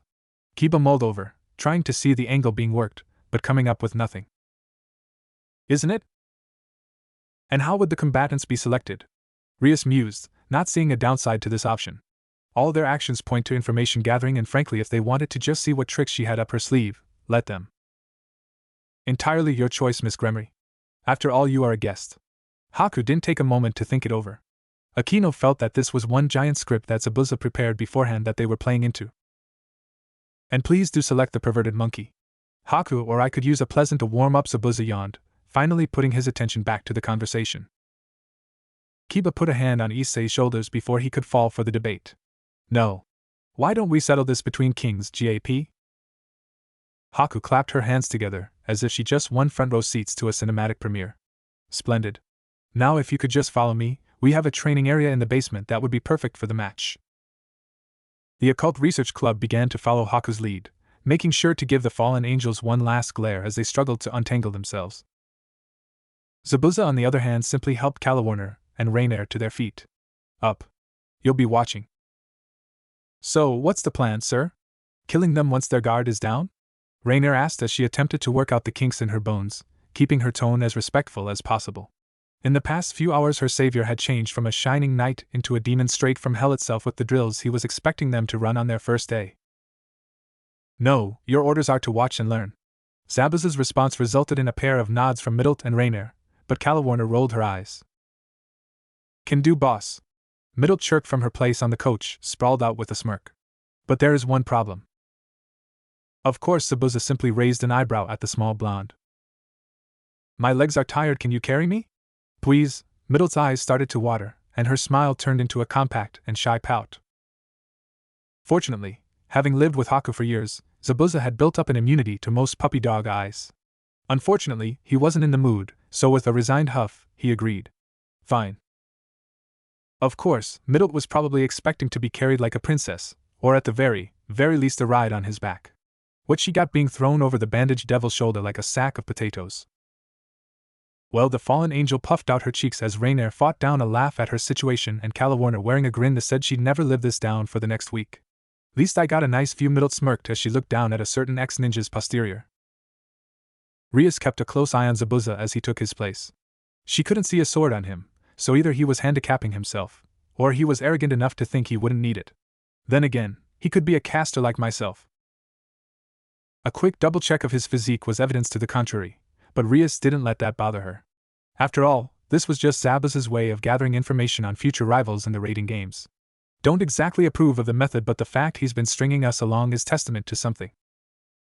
She was just glad that the arena was rather spacious, allowing her room to maneuver in the gymnasium-sized dojo, with Haku and Aquino creating a barrier to contain the damage in case things got heated as they stood in two groups at the sidelines. Gremry Peerage on one side, Asia as far away from the fallen angels but as close to Issei as possible, while the GAP Peerage, minus Haku, was leaning against the wall, eyes locked on the combatants. My. Rather rare that two of the pillars would have a straight duel. Aren't you lucky, Issei? You'd get to witness something rather rare. Aquino smirked as she finished placing her barrier. Pillar? What's a pillar? They are the nobles of the devils. The pure-blooded families that rule the underworld, who typically have special abilities, such as immortality, super strength, special kinds of magic, etc. Miss Rias is a Gremry, while Zabuza is a GAP, both are high-class devils by birth. Haku explained as she started working on her barrier. Ooh sweet, so what does Prez have? Issei turned to Akino, figuring she'd have the answer. Prez was born with the power of destruction, from her mother's side, specifically the Bale clan. As for the GAPs, if he did inherit a power, it would be the ability to teleport, water magic or both. Can any devil do that? Asia asked quietly. Remember how Issei managed to get away from Freed in their first encounter? Yes, but while transportation circles can be used by any devil who knows how, GAPs are famous for their ability to traverse great distances in the blink of an eye, or to teleport in rapid succession. Issei nodded as he gave Asia a reassuring look. He had complete confidence in Prez. After all, there is no way someone as beautiful, talented and kind as her could lose to some ugly gorilla like Zabuza. Wait, Haku? The Queen Peace turned to Asia as she called her name. Would you happen to be a pillar as well? Oh no. I am simply a human led by fate to Zabuza at a young age. I have an unremarkable sacred gear, but aside from that, I am a plain and simple queen. Haku felt a small twinge of guilt at lying to Asia while telling a half-truth. She was added to Zabuza's peerage as a human in this life, after a chance meeting, but that's a story for another time. As well as the details of the unremarkable sacred gear. Enough chatting in the peanut gallery. Let's get this over with. I got people to train, Zabuza called out, tapping his foot. Impatient Kaneko mumbled as she took a seat, wishing she had snacks to ease her growing tension. Indeed. Kiba nodded. So we got a gong? Middle's suggestion was shot down by a dangerous grin from Akino. How about I count down from 10, and on go, they begin. Haku took a step forward to stop a brawl from breaking out as the Gremry peerage nodded, no one having a better idea. Well then, are the contestants in position? Yes, Miss Haku, we are. Haku, start counting already before I make you fight. You only had to ask Zabuza. Haku blew Zabuza a kiss, which to everyone else seemed to be ignored, but she saw the subtle shake of her partner's shoulders, knowing that he got a quiet chuckle. As if Zabuza needed luck. 10. Zabuza's stance was loose and slumped, hands in the pockets of his sweatpants. In Rias's opinion he looked bored, but she could see his eyes. They were alert, analyzing her as she picked him apart. 4. Keeping distance would be key here. Hand-to-hand combat was not her specialty, and if Zabuza's sculpted build was any indication he didn't slack in that apartment. 3. Get it together, Rias, this isn't about you. It's about Asia. Keep him in your sight and make him pay for every step he takes. 2. Rias spread her legs out, getting into a solid stance, ready to retreat, stand her ground or unleash hell on the devil, protecting those who harm not only her cute little pawn, but Asia as well. 1. All of Rias's world came down to the arena, her mind focused solely on Zabuza. Even now she had to admit the man had a presence.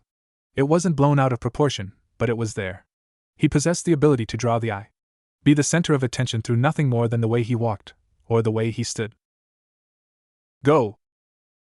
So the moment when Haku said go, Rias was more than surprised that her opponent seemed to disappear from view. After all, she could keep track of Kiba at full speed on a good day, so how the hell did she lose a 6-foot-tall, 160-plus pounds of raw muscle and bandages?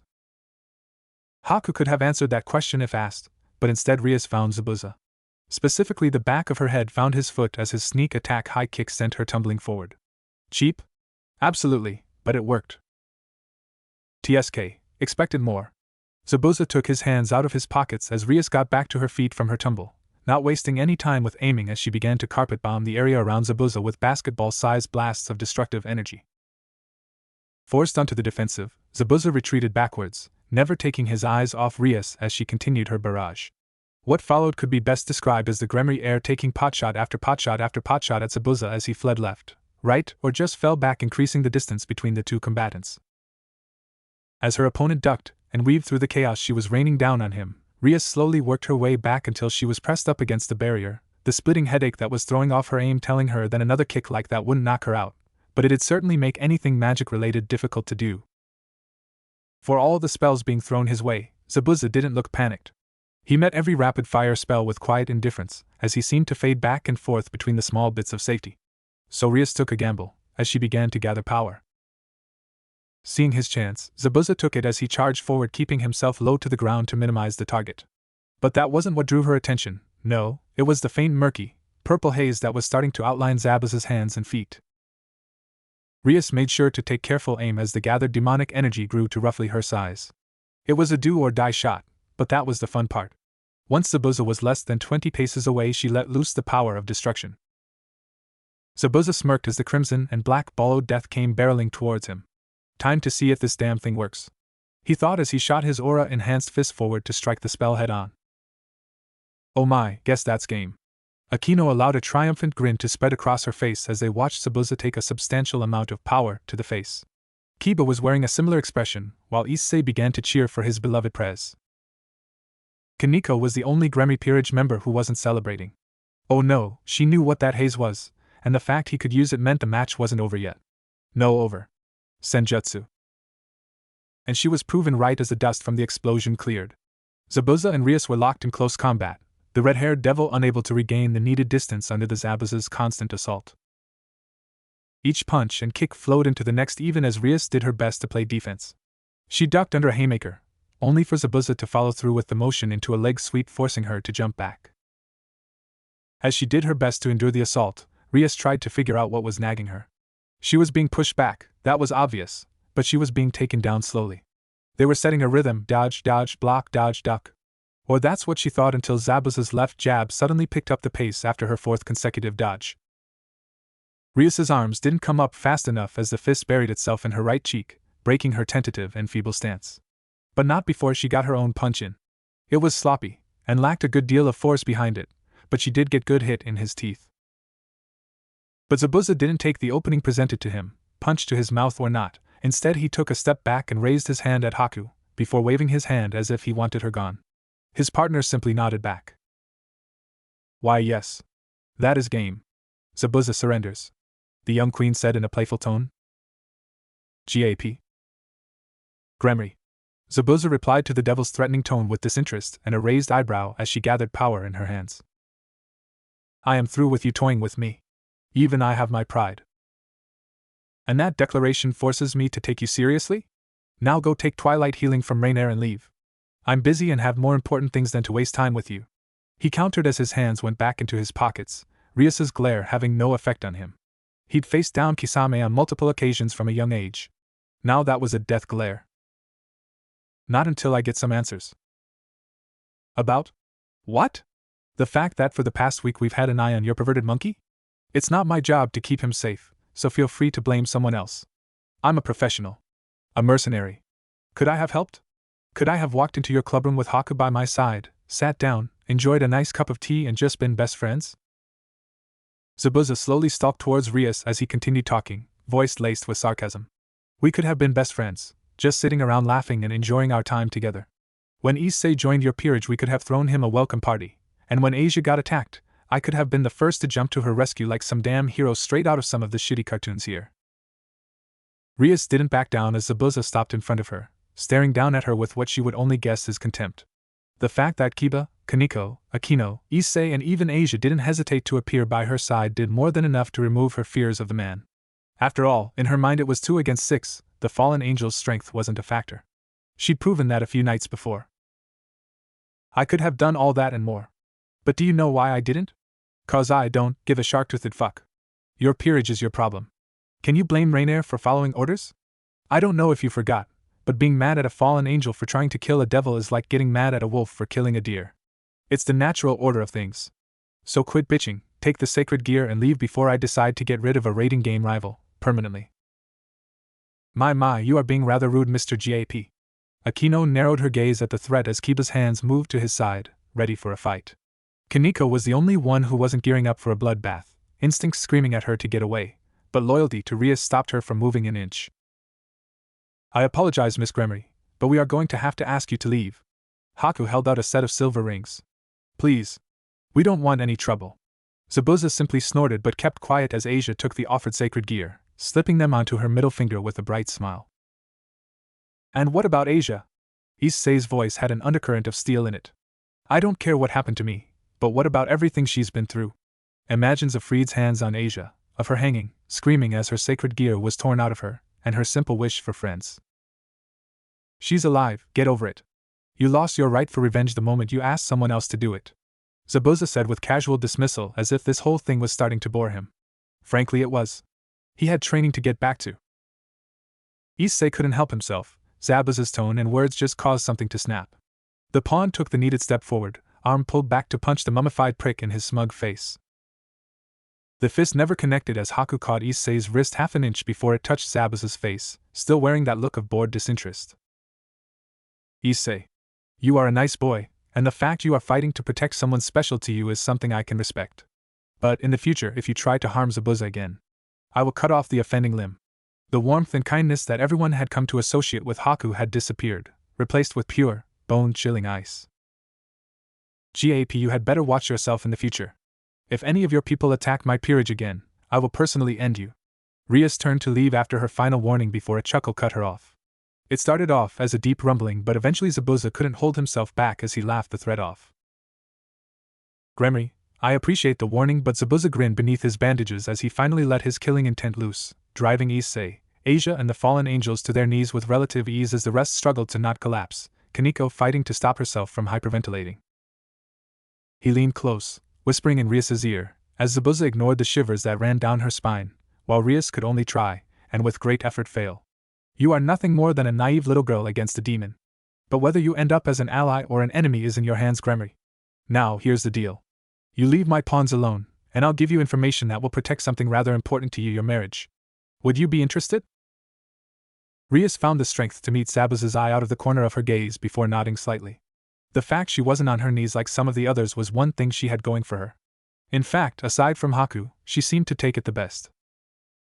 Phoenix is on the move, and you don't got much time.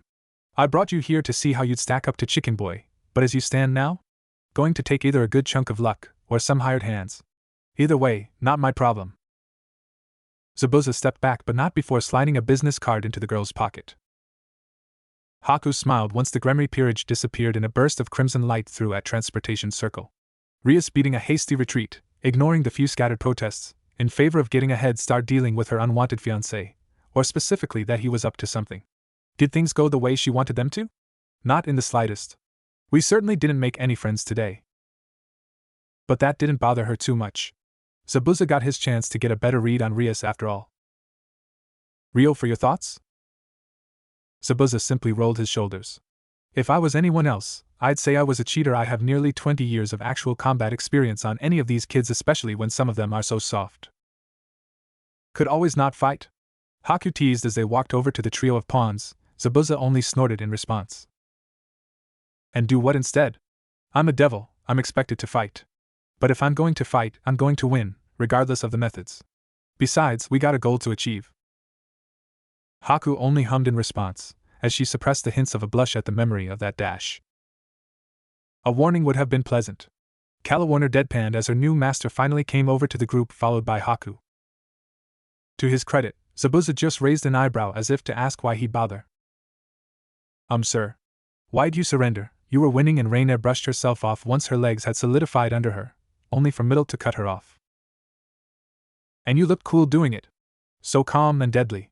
Like a knife just cutting through the chaos. Oh. What was that glowing stuff? Was it some spell we can learn? Can you teach it to me? Please, please, please? The petite blonde bounced around, looking up at Zabuza with eyes sparkling. Instead of a response, she got a hand on her head to hold her in place. Her response? Pretend as if the big, strong hands of her master were petting her in reward of a job well done, before they moved on to the main course. Rainier wiped away the small amount of drool that was starting to gather on her blonde friend's lower lip. Don't worry, Middled. All three of you have a chance to learn Senjutsu and more. When he's done with you, I'm sure you'll be able to take on anyone. Zabuza had to shake his head at Haku's absolute faith in him, even after dying. Haku, keep telling them I'm invincible and they might start to believe you. His gaze turned to Calawarner, Middlet and Rainier. Now, since Haku and I still have school to attend, grudgingly in my case, you will be alone here for most of the day. The girls seemed to perk up at that. But I will expect you to train for a respectable amount of time when you are home alone. I will be instructing you at nights, but during the day, what you do is your choice. Every week we will have a mandatory spare where I expect you to come at me with intent to kill, where I will judge your progress. If you are not meeting my expectations as individuals or a group, I will Throw us out like trash? Or simply kill us and take back the 6 pawns you wasted for someone worth your time? Kellwarner bit out, memories of being tossed aside by the fallen angels still fresh in her mind. Kellwarner. Zabuza leveled her with an impassive stare as a small circle appeared in his hand. With a small flash of light it turned into dull gray combat knife. The blade looked sharp enough to cut through bone with ease. Guess here is where my smart mouth gets me killed. The brunette thought with vindictive glee and a hint of dread at being proven right. With a flick of his wrist the knife spun in the air, only to land back in his hand, handle pointing towards her. Kellwarner. I will never admit to being an honest man. I am a liar, a killer and a demon, but I am also a selfish and greedy man. I do not let go of what is mine unless they want me to. Death itself hasn't stopped me yet. So when I say you, Rainier and Middlet are now mine, believe it. You are my pawns, parts of my peerage and people I want to stand by my side for so long as you are willing. Zabuza pushed the knife handle closer to her as the blade bit into his skin, drawing out a small line of blood from his palm. And I'll give you this knife as a contract, another deal with the devil, but this time, it's personal. If I betray you, if I ever attempt to throw you away, simply take that knife and kill me. I will not stop you, nor will Haku. You may think you are just a tool. Something I keep around only to be used, and that's fine, think whatever you wish. I won't force you to do anything other than fight by my side and train. But remember this. His grin outlined against the bandages as he finished. Tools in my care are treated with respect and care they deserve. Now come on. You 3 need to get washed up, and I have to cook? The last question addressed to Haku, who nodded, planning on joining the new additions in the bath. After all, it was big enough. And I've never really gotten the chance to do some proper feminine bonding in well ever. The Queen Peace chuckled at the thought of sizing up her competition. Kellwarner looked at the knife, her thumb gently running across the edge as she sat at the edge of her Zabuza's bed wrapped in only a towel. If she was in a complaining mood, she'd wish the piece of fabric was a tad larger, since her chest was threatening to spill out at just the mention of a light breeze. She was alone with her thoughts, something she was thankful for. Rainier had dragged Haku aside saying something about a personal question, while Middlet was just being herself, taking an extraordinary amount of time to enjoy every last second of hot water she could. So that left her, one of 3 fallen angels turned devil, a knife and a lot of questions she couldn't answer at the time, as most of them were about a master she knew little about, and her feelings for him. To her, it sounded like the start of a really bad joke. It was the promise that bothered her the most, or the look in his eyes as he promised her. Absolute certainty. Certain that he wouldn't betray her, or that even if he did, he'd lay down like a dog and take it. She needed more time. That's all she needed, time to watch and wait. Judge a man by their actions, and not by their words. For words are just winds, but actions shape the world. If she was any less tired, Kellwarner would have reprimanded herself for basing her life decisions off of some fortune cookie she had a month again as she threw on a fresh pair of clothes. But for now, she'd go with it. I don't like Zabuza or anything like that, but I also don't hate him either. Again. Rainier picked herself off the floor with a groan. Zabuza hadn't been lying when he said he'd beat them into shape. He was handing them ass-whoppings like candy on Halloween night, and she ate it up. The fact she had 30-pound weights attached to her wrists and ankles did nothing to help her. After all, is it wrong to want to please my master? A line of thought that had been becoming far more common in her mind than she expected. She settled back into the stance that was drilled into her head over the past week, making sure to wait for Zabuza's approval before she attacked. She found it unfair that her opponent had a knife, but that was the entire point of the exercise. Getting used to fighting an enemy who has every advantage. And what an unfair advantage it is! Rainier screamed in her own head as the short blade that had been causing her so much trouble today drew a thin line of blood on her neck before she managed to pull away. Zabuza swiftly followed, running through a set style of moves he taught the trio over the past few nights, watching as Rainier did her best to counter, getting a few scrapes and shallow cuts that'd be healed up before the session was over. Then he got mean. His training as based off 2 phrases. Evolution through fear, and twice as much blood as sweat. So when Rainier thought she'd won the exchange by catching his knife hand by the wrist, she got a little surprise. He dropped the knife and in one swift motion freed himself from his pawn's clutches with a jerk of his elbow that twisted his torso. Zabuza used the momentum he had to knock Rainier off her feet with a low leg sweep, before he grabbed the falling knife out of the air, kneeling down to gently hold it against her throat. In Rainier's mind, all she knew was that one moment she had won, the next Zabuza was straddling her, with a knife under her chin. Cheater. Don't think you've won until your opponent is dead, he chided, though Rainier found it hard to meet his gaze given the position. Zabuza had no such troubles. Yes, sir, was the weak reply as she pulled herself upright with Zabuza's offered hand. Your stance is getting better. Keep running through the drills during the day, and you'll have them mastered in a month. Rainier straightened out at the praise, holding her chin high. It was a rare thing in Grigori to be given a compliment by a higher-up, and usually it was followed by some veiled barb. Here the barbs were short and to the point. Wounds meant to toughen, followed by words of encouragement. The dark-haired pawn didn't know why, but she found the distinction important. It was rather nice to have such a selfless, strong, generous person as her master, unlike that toad Kokobile. Einar. Rainier. Zabuza pulled her back from her quick trip into dreamland. It didn't seem to affect her in combat, so he didn't mind too much, but he need to train her out of it in the event of ambushes. A soldier that isn't paying attention is a soldier that isn't going to make it through the fight. Yes, sir. Way to go, Rainier, now you made a fool of yourself. How will he ever trust you, if you can't even pay attention to training? I asked if you had any questions before I switch over to Middlet. He said the name with an edge of exasperation. Zabuza was not a creature of expression. He wore a mask over his face for a reason. He did not feel comfortable expressing himself. So the fact that in the past week he'd been assaulted with all manners of affection from the petite blonde was slowly driving him to insanity. His continued residency on the couch didn't help either, but that was a separate point. In the past 4 days alone, he'd had his showers interrupted twice by offers to wash his back, been caught trying to change 4 times, had to pry the girl off of him more times than he wished to mention when she was feeling cuddly, and he didn't want to get started on the attempted kisses, or peeks under his bandages. Middlet was a natural ninja in his mind, and if his concentration slipped for more than a few seconds she'd have appeared out of nowhere, fingers fumbling with the strips of cloth around his mouth, or his lips dangerous close to hers. He had to give her credit for her effort. No matter how much he increased her training by, she always found time to try again, each failure only adding fuel to the fire. Least she was keeping him on his toes. One of the downsides to being the only stealth fighter in a world of powerhouses was that he didn't have that constant threat overhead to keep his skills sharp. The blonde midget who made it her life's goal to repay Zabuza for saving her life with her first kiss among other things was the closest thing he had to a group of hunternims keeping him in shape. Frankly, he could decide which was a scarier prospect, death by hunternim or death by Haku. Haku, the girl who was being an outspoken supporter of Middlet's antics. Haku, who was rather evasive whenever he asked her what she was doing. The whole situation was a minefield that he felt would be better remedied with a simple yes or no. If his queen was perfectly willing to let Middlet fill out her desires, fine. Zabuza would do it just to calm the girl down. He was a practical man after all. Kiss the girl, shut her up, move on with his life. But if the answer was no, he'd stick to his guns until the teasing had finished or Middlet gave up. He would be hard-pressed to say he loved Haku, just as he'd be hard-pressed to say he loved anyone in his life.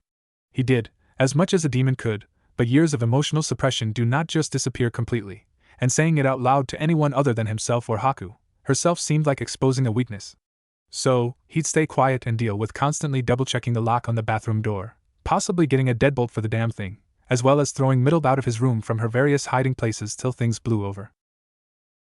Unaware of her king's mental dispute, Rainier shook her head, resolving to get the sets down in 2 weeks to eke out another compliment. After all, Haku's advice was Zabuza values loyalty and hard work. And his rewards are generous. And if that little look she gave me meant anything, she approves of. Keep it up. Remember, there is no such thing as shitty steel, only poor swordsmiths. Whatever idiot was in charge of training you as fallen angels would have been charged with treason if I had a say in the matter. Sir, there wasn't any formal training among the Grigori, Rainier corrected Zabuza, who only sighed. The idiots call this a war, it's more like a bunch of petty slap fighting. The Leaf would have a field day with this sort of fighting. He mumbled under his breath before giving Rainier one last pat on the head to send her off. Now he got to deal with the blonde devil. Lovely. Haku was having the time of her life, as she instructed Kalawarner on how to properly throw Sinan. Things were going according to plan, she had 3 new friends to spend time with, and best of all, she had the perfect chance to let Zabuza stew.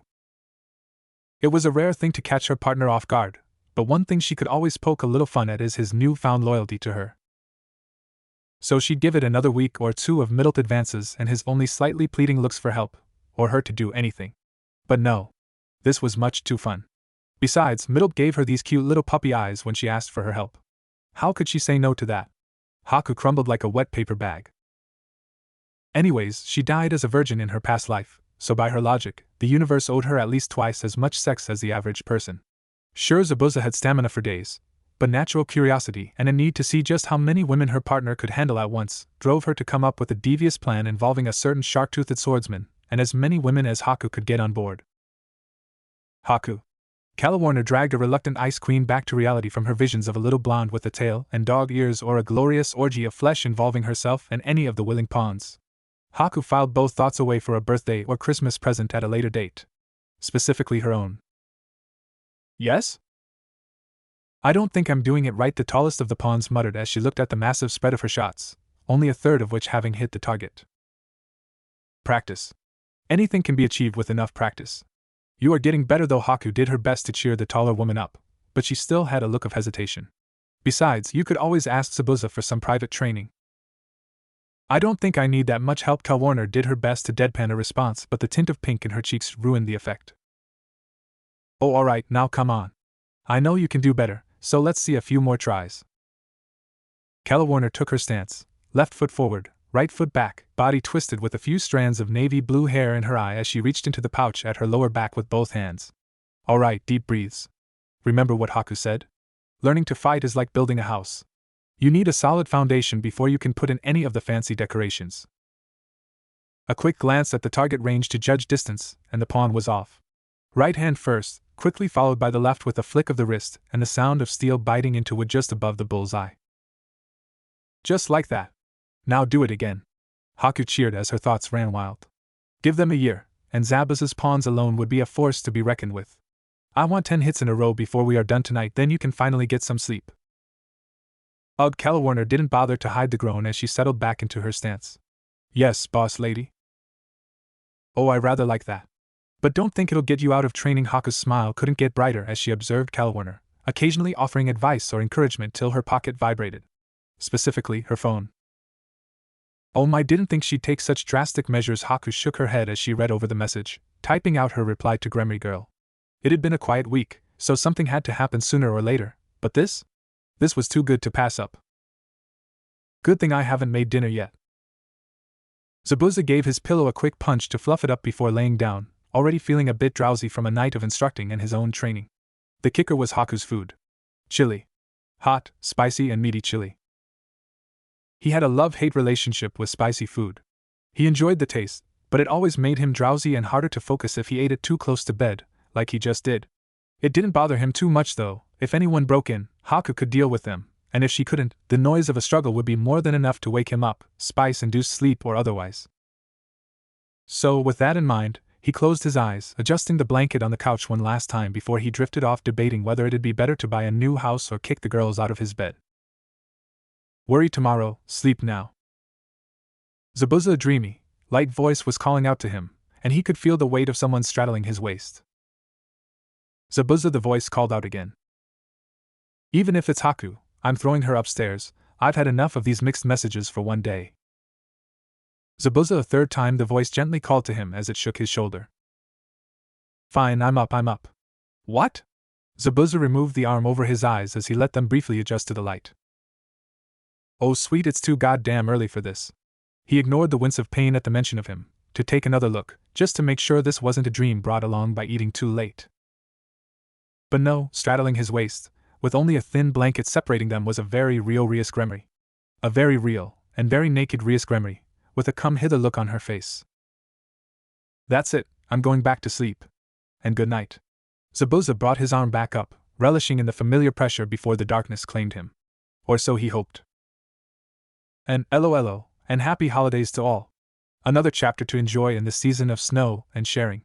And for those of you a bit set off by the chapter ending, do not worry, it's exactly what you think it is. I mean. Maybe. Probably. Who knows? Me, but that's not the point. So, this is just a heads up to the future, but after the Phoenix game, the Zabuza peerage will be going off on its own little adventure for a bit. So, OC villains and adventures will pop up. 'Tis but a warning for any who care. Anyways, hope you all are having a good holiday. If not, I hope this chapter at least brought a tiny smile to your face. If not, I give you the gift of a shameless self-promotion on my other story that I started a few days ago. I swear, for Christmas Santa is bringing me a shock collar that jolts me whenever I attempt to write a chapter of something other than my in-progress stories. And I'd probably wear it for the sake of productivity, illusions and strength, a Harry Potter crossover with Bleach that focuses on the relationship between a teenage Barragan and Haribel. A story I desperately need to come up with a better summary for. In other news, have a good day and I shall see you all later. Well, I certainly expected more. Rias looked down at Zabuza before she leaned down, whispering in a voice she hoped sounded seductive and alluring. It's rather rude to keep a lady waiting. Especially when she's so willing. It's also rude to break into another person's house before the sun is up just because I can survive with only 2 hours of sleep. A day doesn't mean I enjoy it, he shot back. So when a beautiful woman is laying on top of you, stark naked, begging you to take her then and there, your first response is to go back to sleep. Yes. Am I not good enough for you? Rias moved Zabuza's arms so he had to actually look at her. Guilt tripping him into having sex with her wasn't her preferred tactic, but after Greya shot down her attempt with Issei, the Gremry heir was starting to feel a bit desperate. Yes, now with all due disrespect, good night. Zabuza closed his eyes and attempted to block out the world. The girl's training with Senjutsu began tomorrow, and he wanted to be well rested for anything that might happen.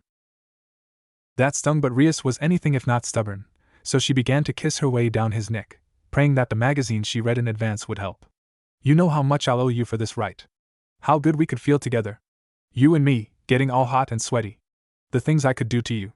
Or are you scared? When in doubt, poke the most dangerous and temperamental of beasts. The male ego. Zabuza cracked when I open at the barb. I don't think that's the point. I am not your perverted little pawn. The fact you are here. In my house. At who knows what time of night, offering what I can only assume is your virginity to me, throws up so many red flags, I could start a tacky marching band or other waste of time. Well, it's not like you were my first choice, she mumbled before sitting back up. If Zabuza was a lesser man, he'd have been entranced by the way her bounced in the darkness, peeking out in the cold, but he wasn't, and all it did was remind him of the fact that he wanted to sleep, and instead he had what could be described as a ticking time bomb straddling to his waist. I'll pay you? I didn't think I needed to explain the difference between a mercenary and a sidewalk whore to someone your age. Besides, even if I were to consider taking that job. He said the word as if it was a personal insult. I wouldn't do it, for I can't believe me, of all people, is using this excuse moral reasons. Haku said she was fine with it. That shut him up. Mostly. And I don't believe you. Rias shuffled off Zabuza's body, taking her time to stretch and show off as much of her body as possible to an uncaring Zabuza before she walked into the kitchen. She'd placed her phone on the counter just for this very situation. It took a moment, but she found the thread of messages she was looking for. And checkmate. Rias handed him the phone as she crossed her arms, propping up her chest. This whole thing was a blow to her pride, but she'd manage if it broke the contract. Still, would it kill him to at least pretend like he cares? Can I talk? Need help breaking my engagement? Sleep with someone so long as Zabuza agrees I have no issue? Well, there it was. All spelled out before him. It was certainly Haku's number. He'd been offered up on a silver platter so long as he consented. I'm really starting to hate you, Gremry, he sighed as he put the phone down onto the table. He could feel a headache coming on, the fact that Rias was back to sitting on him doing little to relieve him of it. Look, why don't you just challenge him to a raiding game for your freedom? Because he's a phoenix. Rias responded as if it was the most obvious thing in the world. I know how strong my peerage is. I trust Akino with my life. I know Kaneko and Kiba will throw themselves in front of a sword for me, but it's not a fight we could win without a miracle. So you have to go with the other option. I understand why you don't want to marry Riser. He's a prick, but why go to this extreme? Zabuza motioned to himself and a naked Rias at the mention of this with a free hand. You do realize that if word gets out we fucked, you aren't the only one who's going to get in shit. If anything, the Phoenix clan is going to be demanding my head on a pike. And while I wish to fight your brother, I'm going to do it on my terms. Terms that don't include him enraged from making his little sister seem like a slut. He continued before glaring up at Rias. So, give me a reason. Why should I help you? Why should I go through the trouble? Why do you fight? Why should I give a damn? Because I'll pay you whatever you want, Rias yelped as Zabuza shifted, and faster than she could react, she was pinned to the couch with Zabuza looming over her, with a dangerous smile on his face. Since when did he have shark teeth? Not that he didn't pull them off with a dangerous and appealing aura, but something like serrated teeth aren't easily hidden. Zabuza ignored the sight of Rias struggling to get free, her wrist held in place above her head by just one of his hands. Wrong answer, women. Now, why don't you try again before I decide to stop playing nice? He leaned forward to whisper the next part, the shiver running down Rias's spine. More than enough petty vengeance for now. And a bit of advice for next time. Only negotiate, if you have the stronger position. Or who knows, someone might just take advantage of you. Having taken his little bit of revenge, Zabuza removed his head from the crook of Rias's neck to look at her.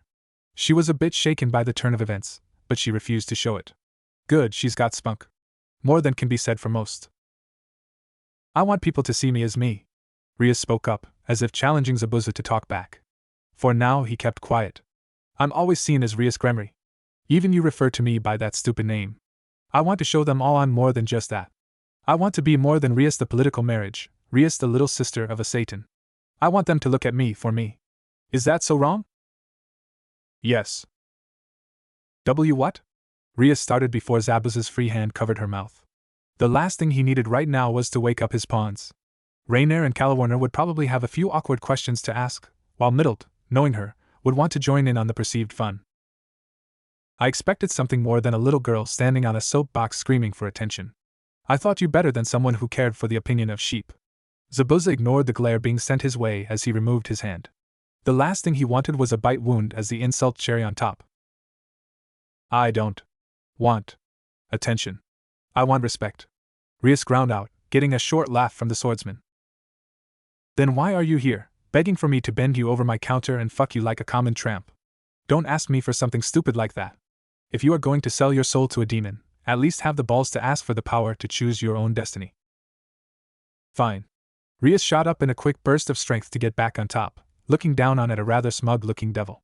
The image of an angry and naked woman with a glowing red spell Odum pointed at his face was far more appealing. What can I say? I like my partners like my swords, with a backbone of steel and a lethal edge to them. Now, if this was what I woke up to, I'd be far more open to the idea of ravishing you. Would still ask for dinner and a movie first, but that's 'cause I'm the romantic old prude. Zabuza lied through his teeth, not at all bothered by the change in position. Rias blinked, then went back to glaring at the annoying man, her patience having run out. Funny. Now, are you going to help me or not? And if so, for how much? Yes, and for free. Stop playing with me, GAP. I'm not in the mood for your games. You spent a week keeping tabs on my peerage, you saved a group of fallen angels who killed my pawn not once but twice, saying all you wanted was a chance to spare, and now you are just screwing with me for the sake of it. So, straight answer. Why are you helping me? Zabuza shrugged in disinterest. Same reason I saved the fallen angels. You are useful to me. If the Gremrier owes me a favor, great. If said Gremry has a Longinus under her command, better. Haku seems to have a soft spot for you, so I'm rather forced to help. Or as I've said before, I have this annoying habit of picking up broken birds. Makes me a regular old saint. And if a certain perverted idiot so happens to disappear in battle one day, and Haku by some wacky and twisted quirk of fate picks up his sacred gear, well, terrible things happen to good people. Alright, well, Rias was at an impasse. She wasn't sure what to do next. Thankfully Zabuza did. It mostly involved pushing Rias off of himself so she was seated on the couch before throwing the blanket over her. Now, my suggestion is in the morning you send Riser a formal challenge to annul the engagement. Get a few days, a week or two if possible, for training and make sure you can bring in 2 extras to the fight. Phoenix is enough of an arrogant bastard he'll probably accept, if not make something up that'll piss him off. Just don't tell him you lost your virginity. That's an entire can of worms I don't feel like opening. An annoyed immortal makes mistakes, an enraged one is a pain in the ass. Zabuza stood up to take the short walk over to the other couch before dropping onto it with a groan. You can sleep here if you want, or you can head home, just be sure to close the door. I don't care either way, but get some rest. You are not going to be enjoying the next few days, Gremry. With that said, Zabuza closed his eyes for the last time that night, only to be interrupted again by a quiet voice from across the room.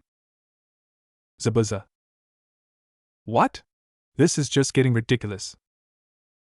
Thanks for helping. You can thank me by getting some damn sleep, or once we've actually won. So, good night, Rias. I would kill for my iPod right now. Rias looked at the sleeping swordsman, trying to figure out what was going through his head. Very little made sense right now, and she had this nagging feeling in the back of her mind that she was missing a few key pieces to the puzzle across from her. First was his attitude. One minute he's ready to kill me, the next he's offering me help. Second was his skill. Her tactical skills were screaming at her that he was hiding something, that for all that swagger and threats were something he could back up on a moment's notice, but she had no proof. Which brought her to the crux of the matter. Zabuza was an enigma. There were only 3 confirmed facts she could use when dealing with him. He was a recluse.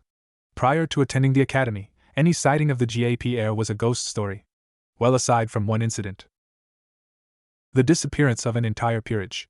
A human who was reincarnated into a devil managed to work his way through the ranks to high class and let the power get to his head. One of the Satans threw a party, and in a rare show the GAP heir attended, accompanied by his new solo piece. From there things got murky. Some say the reincarnated devil made some rather lewd overpasses to Haku, while others talked about Zabuza throwing the first punch. No one really knew. All Rias knew was that the reincarnated devil left the party with a broken nose while swearing to get revenge on a 12-year-old Zabuza for the embarrassment. And as cliché as it sounded, even in her mind, the devil with a broken nose was never heard from again. As if they never existed in the first place. Zabuza's words came back to her. If I had any hand in this, Issei's corpse would have been fish food for the past 4 days, and you'd have no idea I was even involved, much less that Issei was even dead. No, he'd simply fade into the mist. After all, I'm a professional. A rather chilling thought. Still, I'll keep an eye on him. 2 people can play at whatever you're up to, GAP. And the fact he was a rather attractive man would simply make the observation that much sweeter. Not again, Zabuza groaned as he was overcome with a strange sense of déjà vu at the weight of someone straddling him. If it's Gremory, I'm killing her. Good morning. Haku smiled down at Zabuza as he cracked an eye open to glare at her. The fact she was at least wearing one of his t-shirts, instead of following Gremory's example, was a small blessing he was thankful for. Thank Kami for small mercies, he thought. You. Zabuza brought a hand up to massage the bridge of his nose as he collected his thoughts before putting it back down by his side. Are in a lot of trouble, Missy. Haku leaned forward, giving the newly awoken teen a chaste kiss with a playful smile. Oh? And are you going to punish me? She didn't pull back as she felt Zabuza's hands come up to give her bare ass a possessive squeeze. Yes. Now get dressed, get Gremory the fuck out of my house, and tell the girls they have the day off. As he spoke, Zabuza traced one hand up Haku's spine, suppressing a smile as she shivered under his touch. Once his hand was behind her neck, he pulled her closer for a passionate kiss. They stayed connected for a few moments, Zabuza not letting Haku pull away as their tongues intertwined and battled for dominance in each other's mouth. Finally, Zabuza let his queen go, smirking at her flushed face and breathless expression. You seem to be enjoying your punishment a little too much, he teased. I aim to please, sir. Haku grinned as she sat back up, not trusting herself to have the control necessary to stop if she went any further. Zabuza's orders come before personal pleasure. Good. Now up. I have to send the twins a message before you get a proper reprimand. He had to chuckle at the small pout Haku gave him, before he pushed her onto the couch. Don't look at me like that. You'll have my full attention for hours to come, Zabuza whispered in her ear. Haku gave him one last peck on the cheek before standing up. As loath as she was to admit it, work came before pleasure. Now to find my damn phone, Zabuza thought as he cracked his neck. Middle, what are you doing? The small blonde ignored Calawarner, and her curious look as she continued to press her ear to the door of the only bedroom in the house, imagination going wild. This is far more important than talking to the hag. Curiosity piqued, the eldest pawn walked over towards the door, moving a strand of hair out of the way as she pressed against the cool wood. It took her a moment for her hearing to adjust to the quiet and muffled sounds, and took her even longer to figure out exactly what she was listening to. The pervert. In retrospect, the faint blush on Middle's face, and the fact they were standing outside Zabuza's locked room should have clued her in. WHWHWA-. Calawarner started before Middle jumped up to silence her with a pair of hands firmly over her mouth. Right now, the blonde's greatest priority was allowing this to go uninterrupted. Shut your mouth. They are just getting to the good part. Middle whisper yelled at her peeping companion, blue eyes glaring up at the taller women who'd regained her composure. Mostly. Oh, how long have they been in there? Calawarner just had to ask as Middle slid back to the door. What time is it? The blonde whispered back. Little after 1. Why? About 3 hours then. Calawarner blinked, caught between worry for Haku and a sense of jealousy that she did her best to smother with various curse words in her own mind. I am not jealous. Move over. It was Middle's turn to raise an eyebrow, not needing to voice the question. Because he is my master, and well, a girl wants to make sure he doesn't hurt himself. It's not like I care or anything. The brunette snapped quietly. Middle grinned like a cat that caught a particularly juicy mouse, but didn't say a word as she slid over to allow the other women her space. Which is exactly how Rainier found them 30 minutes later. She had the sense not to ask why her friends were standing outside Zabaz's room. Instead, she just knelt down to take a listen for herself, freezing with shock once she heard a particularly loud moan. So there they stood. The first out of a perverted sense of victory that her master wasn't wasting that perfect body of his with celibacy, and plots to make sure she had her turn. The second stayed locked in a mental debate with herself on what she was feeling, against what she should be feeling. The last of the trio just sat there blushing, listening and wishing she was on the other side of the door. Later, on their way to meet up with the Gremry peerage, Zabuza would wonder why Middled had the biggest grin on her face, while Calawarner and Rainier couldn't bring themselves to look him in the eye with their beet red faces, the number 6 seeming to be the current topic of discussion. Rias was rather happy with herself. She may not have managed to break her engagement, but she had a good feeling. It had taken her 4 encounters with the boy, but she could see something in his eyes. Something she and the rest of her peerage lacked. Not that the fact bothered her, since she enjoyed Kaneko as her quiet, snack-eating self. Or Akino as she teased, acting as the club's older sister. Issei as the adorable little pervert, or Kiba as a perfect gentleman. Even Asia, who joined them for such a short time, had worked her way into Rias's heart. So no, she would not want to see the spark of a soldier in their eyes. No, not a soldier. The glint was too wild, too chaotic for a professional soldier, but too cold and uncaring for a warrior like her cousin. Zabuza was an assassin in her mind. Which meant he was to be handled with care, since his loyalties went to the highest bidder. Yen for your thoughts, Prez? Akino said, handing the redhead her tea, with a soft smile. She and the rest of the Occult Research Club had already been informed of both Rias's marriage situation, as well as Zabaz's involvement. To say Issei was not pleased was an understatement, but he accepted it grudgingly after a bit of convincing from Asia. That girl truly is a saint. The blonde had already seemed to forgive the fallen angels for not trying to kill her, but actually getting away with it. Rias just shrugged at her queen's question, looking over the quiet scene of her peerage relaxing in the clubroom. Kaneko munching on some snacks, Kiba reading, and her 2 newest additions happily chatting away on the other couch. Just wishing that GAP would show up. The more time she wasted, meant the worse off her chances of breaking the engagement were. She'd sent the challenge first thing this morning, so it was only a matter of time that Riser sent his reply. As if summoned by her words, a glowing magical circle appeared in the clubroom. Finally. The Gremry air thawed with relief before it turned red, flames pouring out of it. Rias swore in her mind as Riser and his entire peerage appeared in her clubroom. Riser himself wore a look of such smug superiority that she wanted to vomit. He stepped forward, arms wide in that tacky red blazer of his. Rias! How lovely to see you. I just thought I'd drop by and congratulate you on pulling such a great practical joke on my father and I. It wasn't a joke, Riser. I'm not marrying you. 10 days from now, your peerage against mine. With a bit of outside help, of course. Rias smiled to herself as the smirk on Riser's face faltered. He must have actually thought it was a joke. Riser took a step forward with a chuckle, only for Kaneko and Kiba to block his path.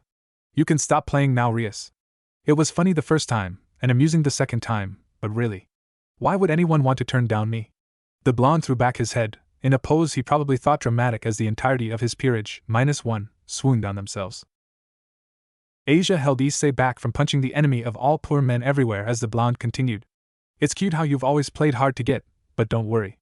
In a few weeks, even after this little play fight of yours, I'll be able to show you the pleasures of being a woman with a real man. You'd be a lovely addition to my harem. I'll even get rid of these pigs for you. Riser waved his hand over at a blank-faced Kiba and an irritated Issei. Who do you think you are, thinking you can just treat Prez's virginity like it's a damn Pokemon to be caught? Issei snapped, only to get the business end of a wooden staff in his throat from a girl with blue hair. Don't you dare talk to Lord Riser like that, you scum! Now Mira, don't worry. Riser came up to the girl's side, lifting her chin up to give her a rather impassioned kiss in full view for everyone to see. I can take care of swine myself. Wouldn't want you to dirty your hands with filth. The blonde turned to glare down at a coughing Issei. Well, scum, I hope you enjoy the last 5 seconds of your life. Insulting a high-class devil such as myself is punishable by death. Riser shot a ball of flame in the pawn's direction, only for it to be stopped by Kiba's interference, his blade absorbing the flicker heat. Riser! Those are members of my peerage. You will stop this instant or else. Rias threatened, even as she prayed for Zabuz's arrival to help even the odds. Yes, what Riser was doing would be frowned upon and punished, but in the long run it wouldn't ruin his engagement to her. Devil laws were rather sexist and unfair in some ways after all. Riser just shrugged as more flames appeared in his hands. In his mind he had two options. He could listen to Rias and back down. An action that just didn't sit well with him. He was a phoenix. He was immortal. He wasn't going to back down just cause some women told him to. The far more preferable option was kill off the pigs now. Would make things easier for this farce of a rating game, and it'd show Rias that he was serious about her. Yes. That works. Riser raised both hands with a wicked grin as more fire appeared. Sorry Rias, I didn't hear you. You want me to burn them to a crisp? Happily. The spell had barely left his hand before Riser found his arms bound in chains. Chains in the shape of shuriken that connected two cloaked figures. Told you we had enough time to stop at McDonald's for a burger. The one on the left spoke in a metallic voice, the majority their faces obscured by a large black rebreather connected to a metal band over their forehead. The one on the right had a single horn attached to the center of his headband, while the one who spoke first had two.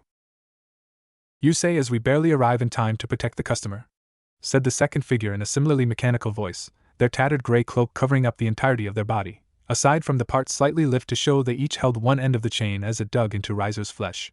Boss would kill us if we lost one of the customers so early. Ah fuck, good point, well screw it. Everyone's safe, so what's the point of worrying? Aside from fried chicken boy here, the rest are small fries, man. Think boss will feed us after this. I'm starved for some reason. One horn motioned with his head to the Phoenix peerage who were chomping at the bit to attack the two idiots who dared raise their hand against their master. Riser for his part just kept his look of smug superiority up, laughing internally at the foolishness of thinking they could beat him. How am I to know? Focus on the job. Boss said he'd be running late since Haku needed to be punished. His words, not mine. Rias wasn't sure how someone who sounded like they were talking with a tin can over their mouth could sound so deadpan, but there it was. But they said Haku, so they must be part of Zabaz's peerage. Finally, some reinforcements. Damn. She gets all the luck. So one horn glanced at Riser. Turkey dinner. We going to play nice, or am I going to have to cook your goose? Now you're just taunting him. And stop with the food puns. I don't want my last meal before boss kills us to be chicken nuggets bigger than Phoenix's balls, or his brain. The metaphor works both ways, really. That was the straw that broke the camel's back as a pair of girls with cat ears charged forward, not going to take another insult to their master lying down. Just die. You scum! They screamed in unison as they jumped up, fists on a collision course with the masked intruders' faces, even as they heard their master grunt in pain as his arms were torn off. The intruders sidestepped the enraged swipes with ease, cloaks swaying in the wind as one horn's right hand, and two horns' left hand rose into view to reveal a set of large clawed gauntlets. One horn and two horn were a work of symmetry as they spun on their heels, grabbing the cat-eared twins by the back of their head, smiling under their masks at the screams of pain as they squeezed their metallic hands. But they weren't done yet. Their master had taught them long ago that if you were going to give someone a warning, it was always best to go overboard, rather than have it fall flat. So Riser could only watch as he got his fire ready to immolate the intruders into the afterlife as they charged each other, still with a firm grip on his pawn's head. The sound they made as the cat girls' faces were smashed together were something he'd remember for days to come. Next, the masked duo said in unison as they unceremoniously tossed the unconscious pair of girls to the floor like a set of used rags. They didn't even blink at the blood that was soaking into the carpet as it leaked out of what remained of the girls' noses. No. No, next. This foolishness stops now. A new voice spoke up. Calm, cold and familiar to Riser and Rias. Riser. You will take your peerage and leave. Any more of your foolishness, and I will be forced to inform your father. Riser just glared at the silver-haired woman as Grafia turned her attention to the cloaked figures. And you two will leave the premises of this school. By choice or by casket. One horn just blew out a breath. And who are you to kick us out? We don't take orders from grannies. Boss was invited here for a meeting, and since we can no longer have any fun with ham sandwich over there, you can shove off. That wasn't even closely related to poultry. Two horns put in as the collective jaws dropped. You know as well as I do that we only have one job. Kill whoever the boss tells us to, and protect whoever he tells us to. Making creative insults is not on that list. Isn't that two jobs? Asia said before one horn gave her an amused glance. What can I say? Counting isn't one of my jobs either. If you are done, Rias started, deciding she'd better take care of the situation before even more damage was done to both her clubroom or her allies. Big sis. They are with me, and only interfered because Riser, she shot him a glare, only getting a blown kiss in response. Tried to kill my pawn and my knight. It was an act of self-defense. Not completely the truth, but more than close enough. I see. Grafia turned to the Phoenix peerage.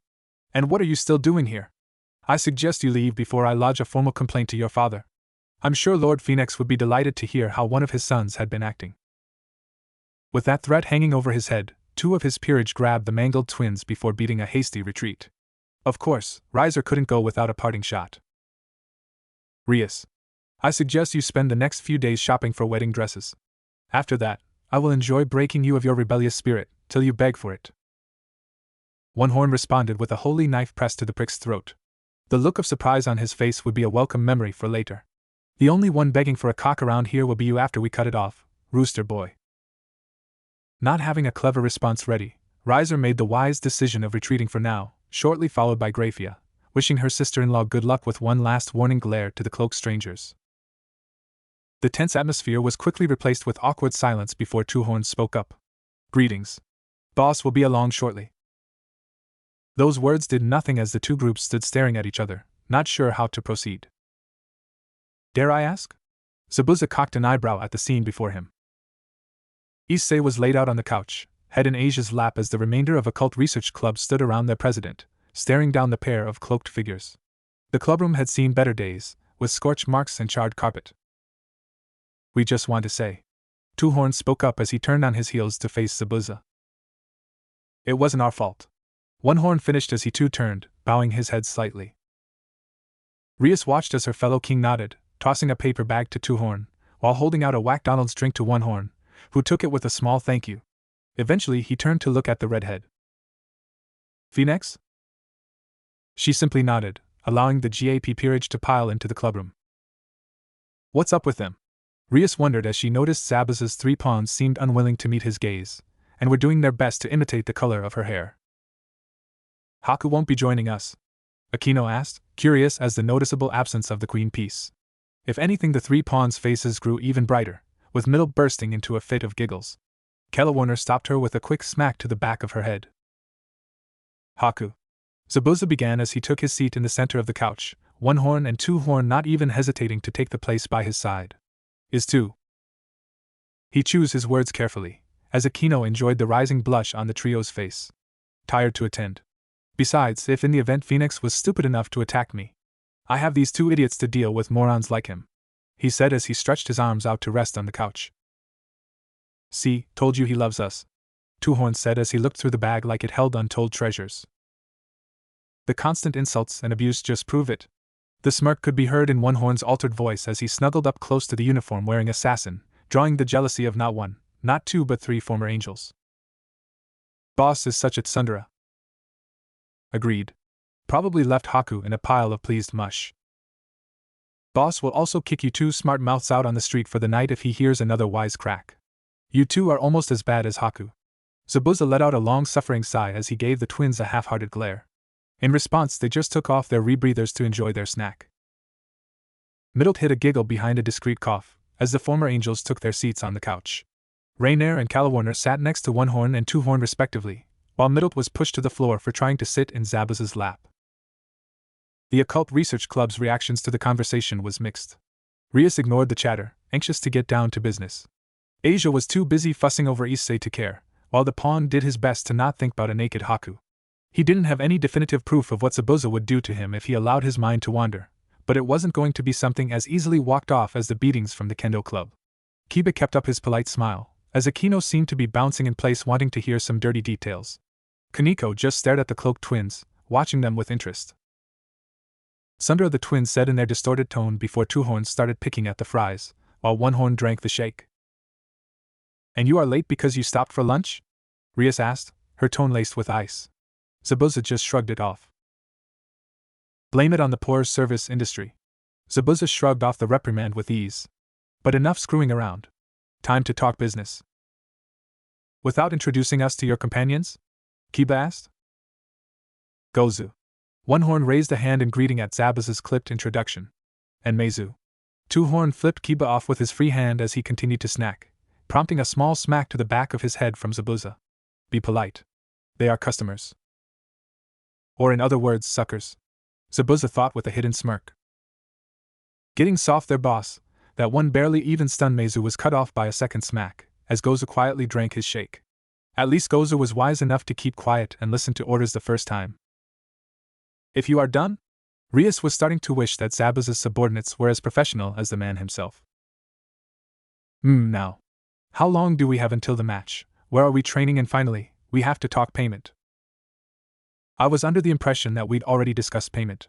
Rias could feel her face heating up as memories of the last night came back to her, only to fight the embarrassment back down. Yes, we did.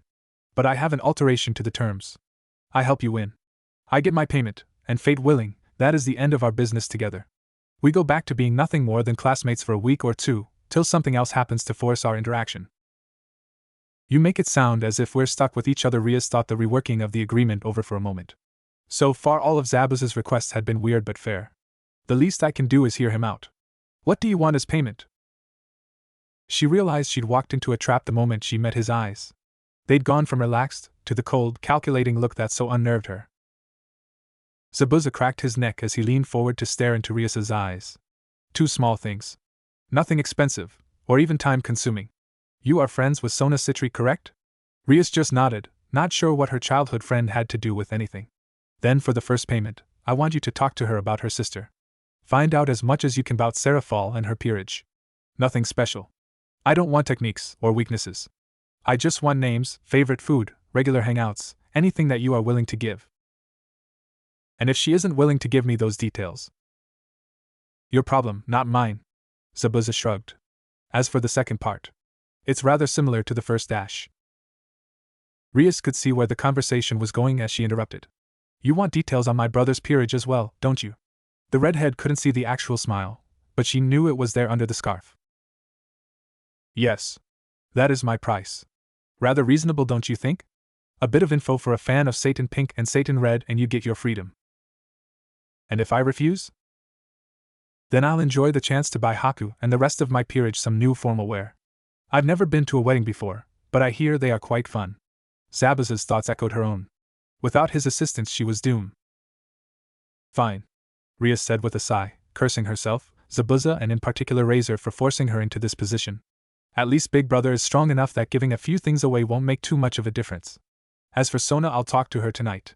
There was something in the back of her mind that was screaming at her. That from the start all Zabuza had been asking for was seemingly inconsequential bits and pieces, was just so suspicious, she couldn't get a read on his intentions. Zabuza leaned back on the couch. Good, now what is your plan? Why must these packs be so heavy? Middle whined as she struggled up the mountain path. The Occult Research Club had arrived the day before to get a head start on their training, while the GAP peerage by Zabuza's order took a day off to regroup and rest. After all, in his own words, the only one who'd be enjoying the next 13 days would be him. The damn muscle-bound sadist, the petite blonde thought as she put one foot in front of the other to make her way forward. This thing's as heavy as Rainer's fat, as she'd barely made it another 10 steps before the next complaint spilled out, a bit louder than intended. Better my perfect ass than your washboard of a chest. Rainer shot back. The girls had come a good distance under Zabuza's training regiment, but climbing a mountain in the hot sun, wearing not only the arm and leg weights, but with packs filled with what might as well be bricks, they were quickly going from tired to exhausted. Even Warner, the unofficial muscle of the trio, was starting to wish they could just fly to the rented house, instead taking the hike. The bickering between her fellow pawns did little to improve her mood.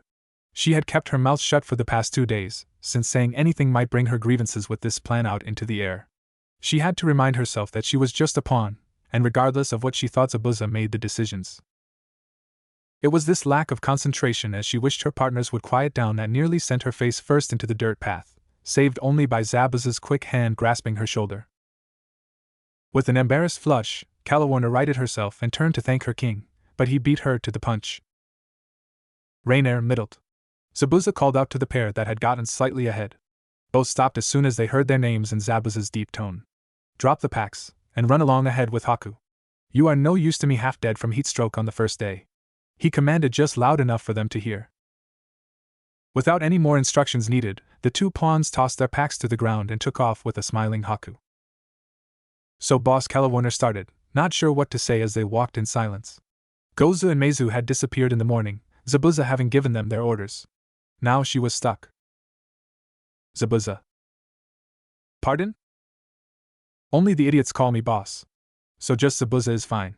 More awkward silence followed, as Zabuza tossed the discarded packs over his shoulder. At his outstretched hand, Calawarner gave hers over as well. She wasn't going to complain, but the lack of weight on her back was definitely an improvement. It was, after all, the first time she'd ever spent with Zabuza by herself. Normally they were training, or had Rainer or Middlet, at the very least Haku, to hide behind. "Bo Zabuza, can I ask you a question?" Calawarner gathered up her courage after the awkward silence began to get on her nerves. "I believe you already did, but seeing as we got nothing else to do." Zabuza shrugged, though in the back of Calawarner's mind she noticed the ease with which he carried the packs. "Thinking about his rippling torso can wait for later." "Wait, why would I be thinking about it?" "No, wait, shut up me?" The navy-haired pawn chided herself. "Why are we helping Gremory and her peerage?" Especially after Calawarner trailed off at the end, not needing to complete the sentence for Zabuza to know what she was talking about. "Simple. They have information I want, and it's a good chance for my debut," Zabuza said with disinterest, though he kept his attention on Calawarner in the corner of his eye. "Debut? The info I can understand, but a debut?" "Calawarner, prior to coming to the human world, I was a notorious recluse who barely left his family home.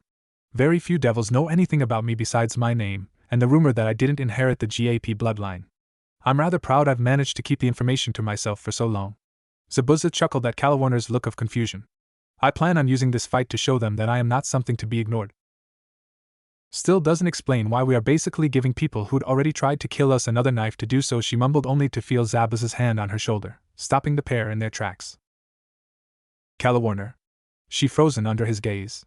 "In the future, if you have any misgivings, just tell me. For us to work properly, we need to trust each other, and that won't happen if you are scared to talk to me. As for giving Gremory a weapon to stab us with later, I don't think that'll be a problem. She's too soft. Unless we betray her first, we'll be fine. It's the sun, the heat. Nothing else. You are not blushing. You do not like him. He's your boss, nothing more." Calawarner screamed in her own head as she nodded. "Good, now come on. The others are probably wondering where we are." Zabuza took his hand off her shoulder to readjust the straps of the 3 packs he was now carrying. Inadvertently, the thought of Zabuza carrying her pack brought her back to memories of her king walking around shirtless, and so the pair continued on in silence, one of them contemplating the best way to humiliate Phoenix, while the other did her best to not imagine herself being cuddled up against Zabuza's broad chest. "Zabuza." Calawarner finally broke the silence as the house they'd be staying in came into view. "HM?" Zabuza glanced at his pawn out of the corner of his eye as he gave his short reply. "If, hypothetically, we were to turn against Gremory's group, can I deal with the priest bitch?" "Hypothetically speaking, I'd be willing to give you Gremory and Aquino to finish off if it makes you happy. Like I said, I take care of my own." Calawarner's face split into a wicked grin as she saw the rest of the peerage waiting for them, Middlet waving with a large smile on her face. "Well, that is good to know. Hypothetically speaking, of course." "Of course." Zabuza chuckled, but even Calawarner could hear the dark edge to it. "And just when I thought today was going to suck." Day 2. Oh hell no. Middlet saw Zabuza. She also saw what he was holding in his hands, and she wanted nothing to do with it. Zabuza just raised an eyebrow as he tossed the katana to Calawarner, then another to Rainer. "Is there an issue?" He'd been almost excited to start training the girls in the art of the sword. It had been far too long since he'd had a proper duel, Haku having as much talent with an actual blade as he had with painting. Very little. "I was fine with the physical stuff. Being used as the soft, adorable punching bag for your chiseled muscles and fists. I was a little less fine the whole I'll be using a knife, while you aren't, sucker, but this I draw the line at. I'll just punch things, thank you very much." "I was under the impression you liked a man with a long tool?" She fell for the bait, in her own way. "Zabuza, honey. It's the motion of the ocean that's the most important part, even if size of the ship plays a part.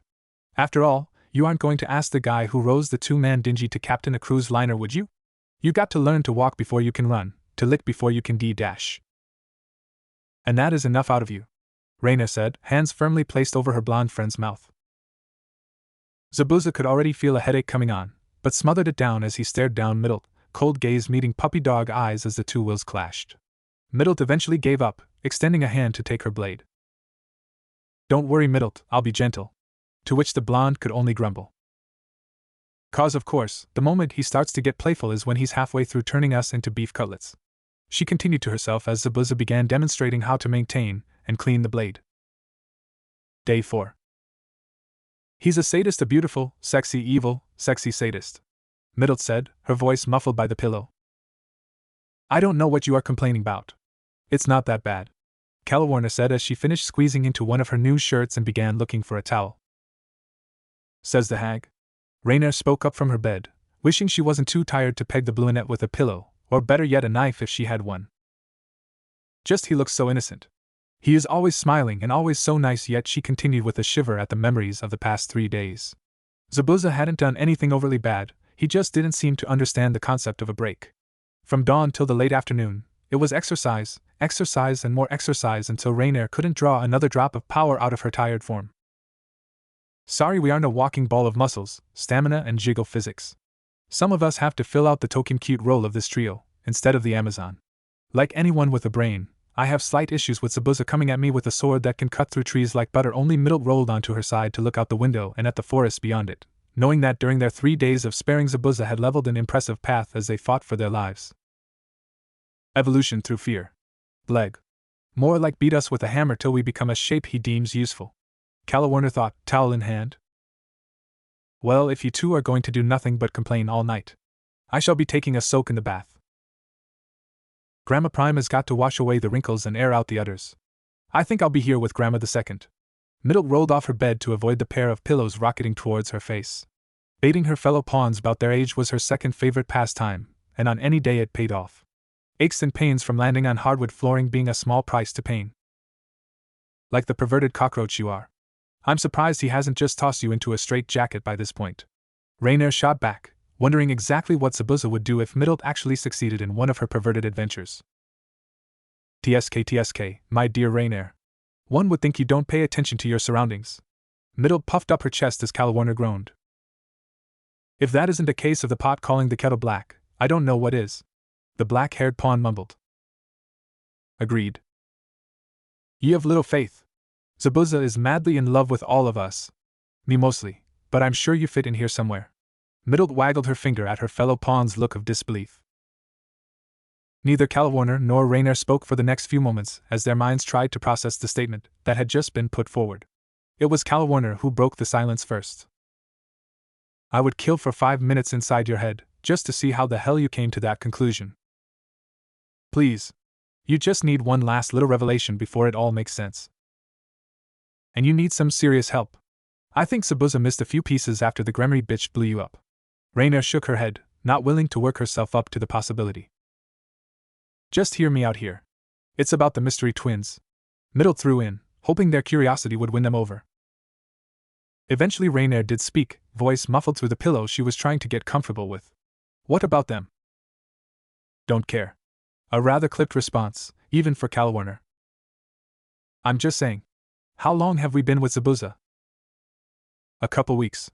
Calawarna's eyes narrowed on the blonde, hoping she'd get to the point soon so she could have a bath. And how long do you think the twins have been with him? Rainier shrugged in unison with Calawarna. Exactly. We don't know. But what we do know is this. How easy do you think I'd be for you and Zabuza to walk into a tense situation and banter like nothing ever happened? Middle took their continued silence as an answer. So, 2 possibilities exist. The first, and least likely option is that they are simply like that and Zabuza has adapted with the flow to suit the conversational needs of 2 pawns. Or, they have been with him so long that trading insults and tough love has become their usual form of conversation. After all, what did they call Zabuza? Boss? Rainier supplied. Wrong. A typical nickname, of little importance. It's impersonal while denoting a level of respect and loyalty, but still of little importance. The word you are looking for is tsundere. We care about your manga archetypes. Why? Calawarna could already feel the headache coming on. Because it fits. Like a muscle shirt over those rippling muscles of his. Look at any interaction between him and Haku.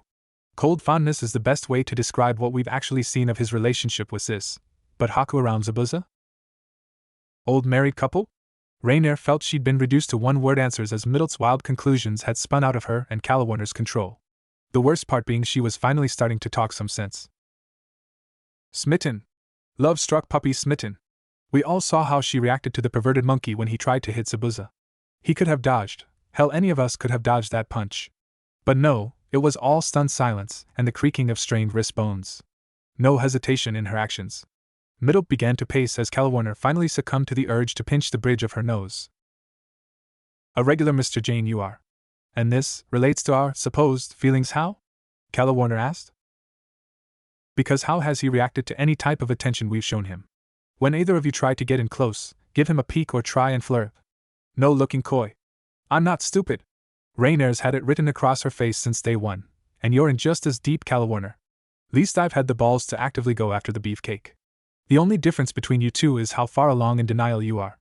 Both girls refused to dignify that with a response, even if the scarlet cheeks told Middle all she needed to know. Same coldness that Haku normally gets would be the correct answer. The only difference is that we have yet to know him long enough for him to be comfortable around him. If only he was more willing to spend some personal time together.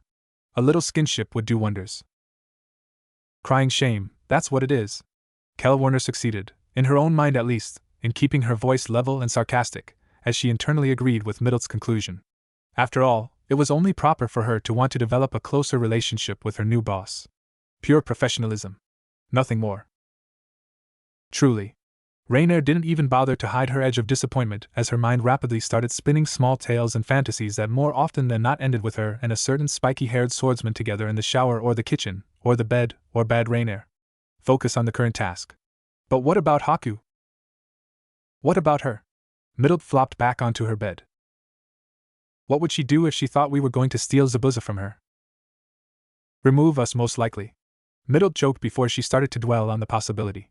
The three of them had done more training in the past few days than the last few years combined, but none of them had seen what Haku was capable of. It seemed she wasn't the only one as the dawning look overtook Calwarner, and Raynair as well.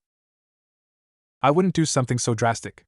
You may lose an eye or a limb if you go too far, but I'd be more than happy to let you live. Haku was thankful that it took specialized training for devils, reincarnated or not, to reach a decibel able to shatter glass. Later, the girls would remark upon how quickly a daydream can descend into a nightmare dressed in a fluffy blue bathrobe as that one quiet declaration dragged them out of their purely professional musings and shameless fantasies.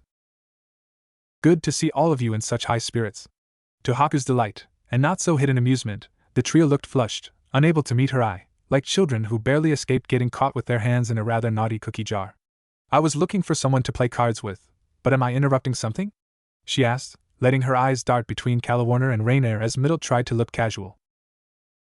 And no, we weren't. Haku. Hi, I'm well. We were dash. Sis, how nice to see you. How long have you been there? Oh, not long. Though I do agree with you about the denial. It is rather obvious, Haku said as she took a seat next to Middle. Though if I am the topic of conversation, I'd be happy to join in to avoid confusion. Well, we want a piece of the Zabuza pie. Middle put forth, subtlety be damned. Haku blinked before chuckling. And? We were worried that you might not be so accepting of our feelings. We know you have been supportive of Middle's teasing, but a definitive answer would certainly help. Raynair's tone was one normally reserved for an underling dealing with their temperamental boss, thinking it was best to play things safe. I was wondering when this was going to come up. Haku let the girls sweat for a moment, as she appeared to ponder the decision. I suppose I am willing to share. If Zabuza is willing to have you, I will be more than happy to include you in our personal time.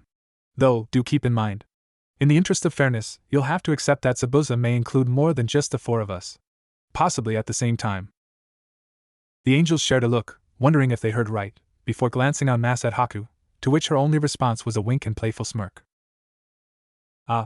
Well, most certainly a generous offer, sis. Middle coughed, for once the only one visibly red in the face as her friends nodded in quiet agreement, taking a sudden interest in the floor. Excellent. Now, anyone for a game of cards? Well, that was rather anticlimactic, Middle said, as she began getting dressed for bed. I prefer anticlimax to having to constantly watch our step around Haku. Agreed, Calwarner said, setting her hair brushed down before lying down. Middle could only shrug before flopping into her bed stark naked. She'd expected tension, love triangles, teasing and the whole plethora of drama from the situation. Instead she was given the green light and more. How clear-cut communication of interest, who'd have thought. It would be a pleasant thought to fall asleep to. Day 9. It has to be something in the water. That was the only explanation he had at this time. Zabuza wasn't thick. He could take a hint, especially when they were being broadcast with as much subtlety as a Chidori to the face. Calawarner's state of dress or lack thereof, along with Rainier's insistence on stretching whenever possible, and the less said about middle the better. He was a hair's edge away from barring his windows and warding his entire room. What had changed in the last 5 days to make them all so touchy? The worst part is, if anyone came to me complaining about having a similar problem, I'd have throttled them. But no, his loyalty to Haku was worth more than his own personal convenience. He just hoped he found a way to resolve things without hurting the girls, or more importantly damaging their potential. Here you go, boss. Just what he needed. A distraction from the sudden invasion of women in his life. Boom, do you love us or do you love us? The twins said with a smirk hidden behind their masks as they dropped a short stack of papers at the foot of Zabuza's pool chair. You want an honest answer? Zabuza said, reaching forward to leaf through the pages. It felt good to bask in the sun, with nothing more than swimming shorts and his usual bandages on, but then his eternal left and right hand came with business to attend to. Nope. They chorused before taking a seat in the chair beside their boss, seemingly unperturbed by the heat in their full-body cloaks and rebreathers. We prefer to keep the fantasy alive as long as possible, Goza said, glancing across the pool to see Haku and their fellow pawns enjoying the time off. Both of the twins knew how hellish Zabuza's training regiments could be, especially when the boss offered his full attention to improving their progress. Still, the girls didn't look too bad. A patchwork of scrapes, cuts and bruises stood out in a way that was almost nostalgic to the younger twin. They had sported a similar set when they first started working with Zabuza. Just meant that they were taking the training seriously. Yeah. An honest answer might break our fragile little hearts. Meizu chimed in as Zabuza let out a huff of air, halfway between amused annoyance and reluctant enjoyment. You two would be perfect if those masks doubled as muzzles. Zabuza finished skimming the pages, folding the corners of 3 for later inspection. Perfection is overrated. Always leave room for improvement. It's about the journey and all that bull. You two have anything important to say, or are we just going to spend the afternoon wasting time like a couple of kids? Zabuza didn't glare at the two of them. He knew it had been a long time since either had been scared of him, but he should at least pretend to be in control of the conversation. Well, dash. The correct answer is no. Zabuza cut in at Meizu's pondering, knowing there was a pout hidden under the usual rebreather. Platone wanted us to deliver a message. No new info has been obtained on potential peerage members, no new info on our long-term or short-term targets, and we've been offered a few jobs by some of our regulars that can be taken in the event we start running lower on funds than we can normally scrounge together. Goza listed off the top of his head the important topics Zabuza needed an update on. Zabuza leaned back to think. He always seemed to do his best thinking lying down, a habit that was carefully mocked by Haku, and snickered about by his current audience. Milan's message? Might as well work down the list. An invitation to his granddaughter's 17th birthday in 2 weeks. He had to blink at that. Zabuza had done numerous jobs for the Russian in the past 3 years ranging from wet work to smuggling and they got along fairly well, but this was unprecedented. The story checks out, boss. We did some digging and unless the old bear wants to clean house of every ally and family connection he has, this is just a party. Meizu tossed in, receiving a nod. Whenever you get a chance, send him a message that I'll attend. Guests? The twins shook their head. Invite only. No plus ones? Zabuza had to snort at that. Well, it's not like I can't protect myself. He now had to get around to buying a suit in the near future, or something classy. Win or lose, he was going to Rice's celebration in whatever he damn well felt like, but for a meeting among some of Russia's criminal elite, one had to dress appropriately. And the other objective? Zabuza asked, having gotten to the back of the stack, looking over the attached pictures with a critical eye. They were good on funds for the next 2 months so long as any more surprise expenses didn't pop up. An attempted coup, years as a missing mean and dreams of once being Mizukic had taught Zabuza a lesson in finances and forward planning. That those who didn't do them paid enough attention were set for failure. 4 options that fit your requests. Personally, we'd recommend the third option. Aside from one small problem, it'd be perfect. Would hardly call a group of 2-bit gangsters being holed up in it a small problem, but hey, whoever asked for my opinion? Meizu griped. Noon with a lick of sense, I would imagine. How long will it take you to remove the pests and get things situated? Zabuza crumbled up 3 pages worth of solutions to his housing problem before looking over the final option. After 3 days of sleeping on a bed again, he had resolved to never sleep on a couch again if he could help it. Full purge, boss? Zabuza just nodded. We strike quick enough, we'd be finished with the cleanup in 2 days with minimal chance of leakage. 3 days if we want to avoid the attention of the authorities. Goes amused. Then get to it. Meizu groaned. Yay, fucking moving duty dash. Get everything in place before we are done with the training camp, and you two get first pick on your rooms. Zabuza interrupted as he settled back in his chair. Any room? Meizu asked, eyebrow raised in suspicion. Any room. Zabuza had never seen the twins move so fast in his life. Guess it all came down to proper motivation. Rainier had to wonder if there was such a thing as a pleasant pain. If so, she was feeling it right now as she stared up at the sky, lying on her back in the pool as Middle sat by the poolside with Haku. The past 6 days had been grueling on both her pride and her body. The latter was only held together by the liberal amounts of healing magic Zabuza used during the spares, while the former had taken a back seat to her growing sensibility. In the past, Rainier had believed herself competent, middling at best on the power scale if one wanted to be generous, but competent at her tasks. She'd survived what counted as basic training for the fallen angel. A 1-hour spare against an opponent chosen for you. You survived, won the fight, or just impressed the judge, you'd be allowed to help the cause. You failed? Told to come back later once you are worth a damn. Usually in those exact words. Training was a foreign concept to her, and one she had mixed feeling about. She could feel herself getting stronger. See each movement executed with subtly increasing precision and strength at each repetition. It was invigorating in its own way, and even if she felt like hell afterwards, it was worth it. If not to see that quiet bit of approval in Zabuza's eye as one of his kicks were blocked, or a punch dodged, it was worth it for herself. She'd been given another chance, and this time it'd be used to make herself happy. They are scheming something. Rainier rolled over, treading water as she looked at Calawarner in slight confusion. A feeling she was growing used to since meeting her king. It had surprised all 3 of the former angels when Zabuza spent their first day of the 14-day training period, not training. He'd given each of them a stack of cash, a handwritten list and a stern look before sending them along with Haku to a local mall with a mission to expand their wardrobe beyond 2 pairs of hot pants and some sports bras. It had been an interesting outing to say the least, and when they came back to the house with enough clothes to outfit a small army, Zabuza didn't seem to mind.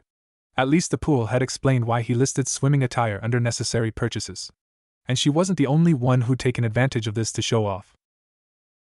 Calawarner's swimsuit was little more than patches of black cloth to cover the important bits strung along thin string that left nothing to the imagination, a fact Rainier imagined was alright for the buxom women.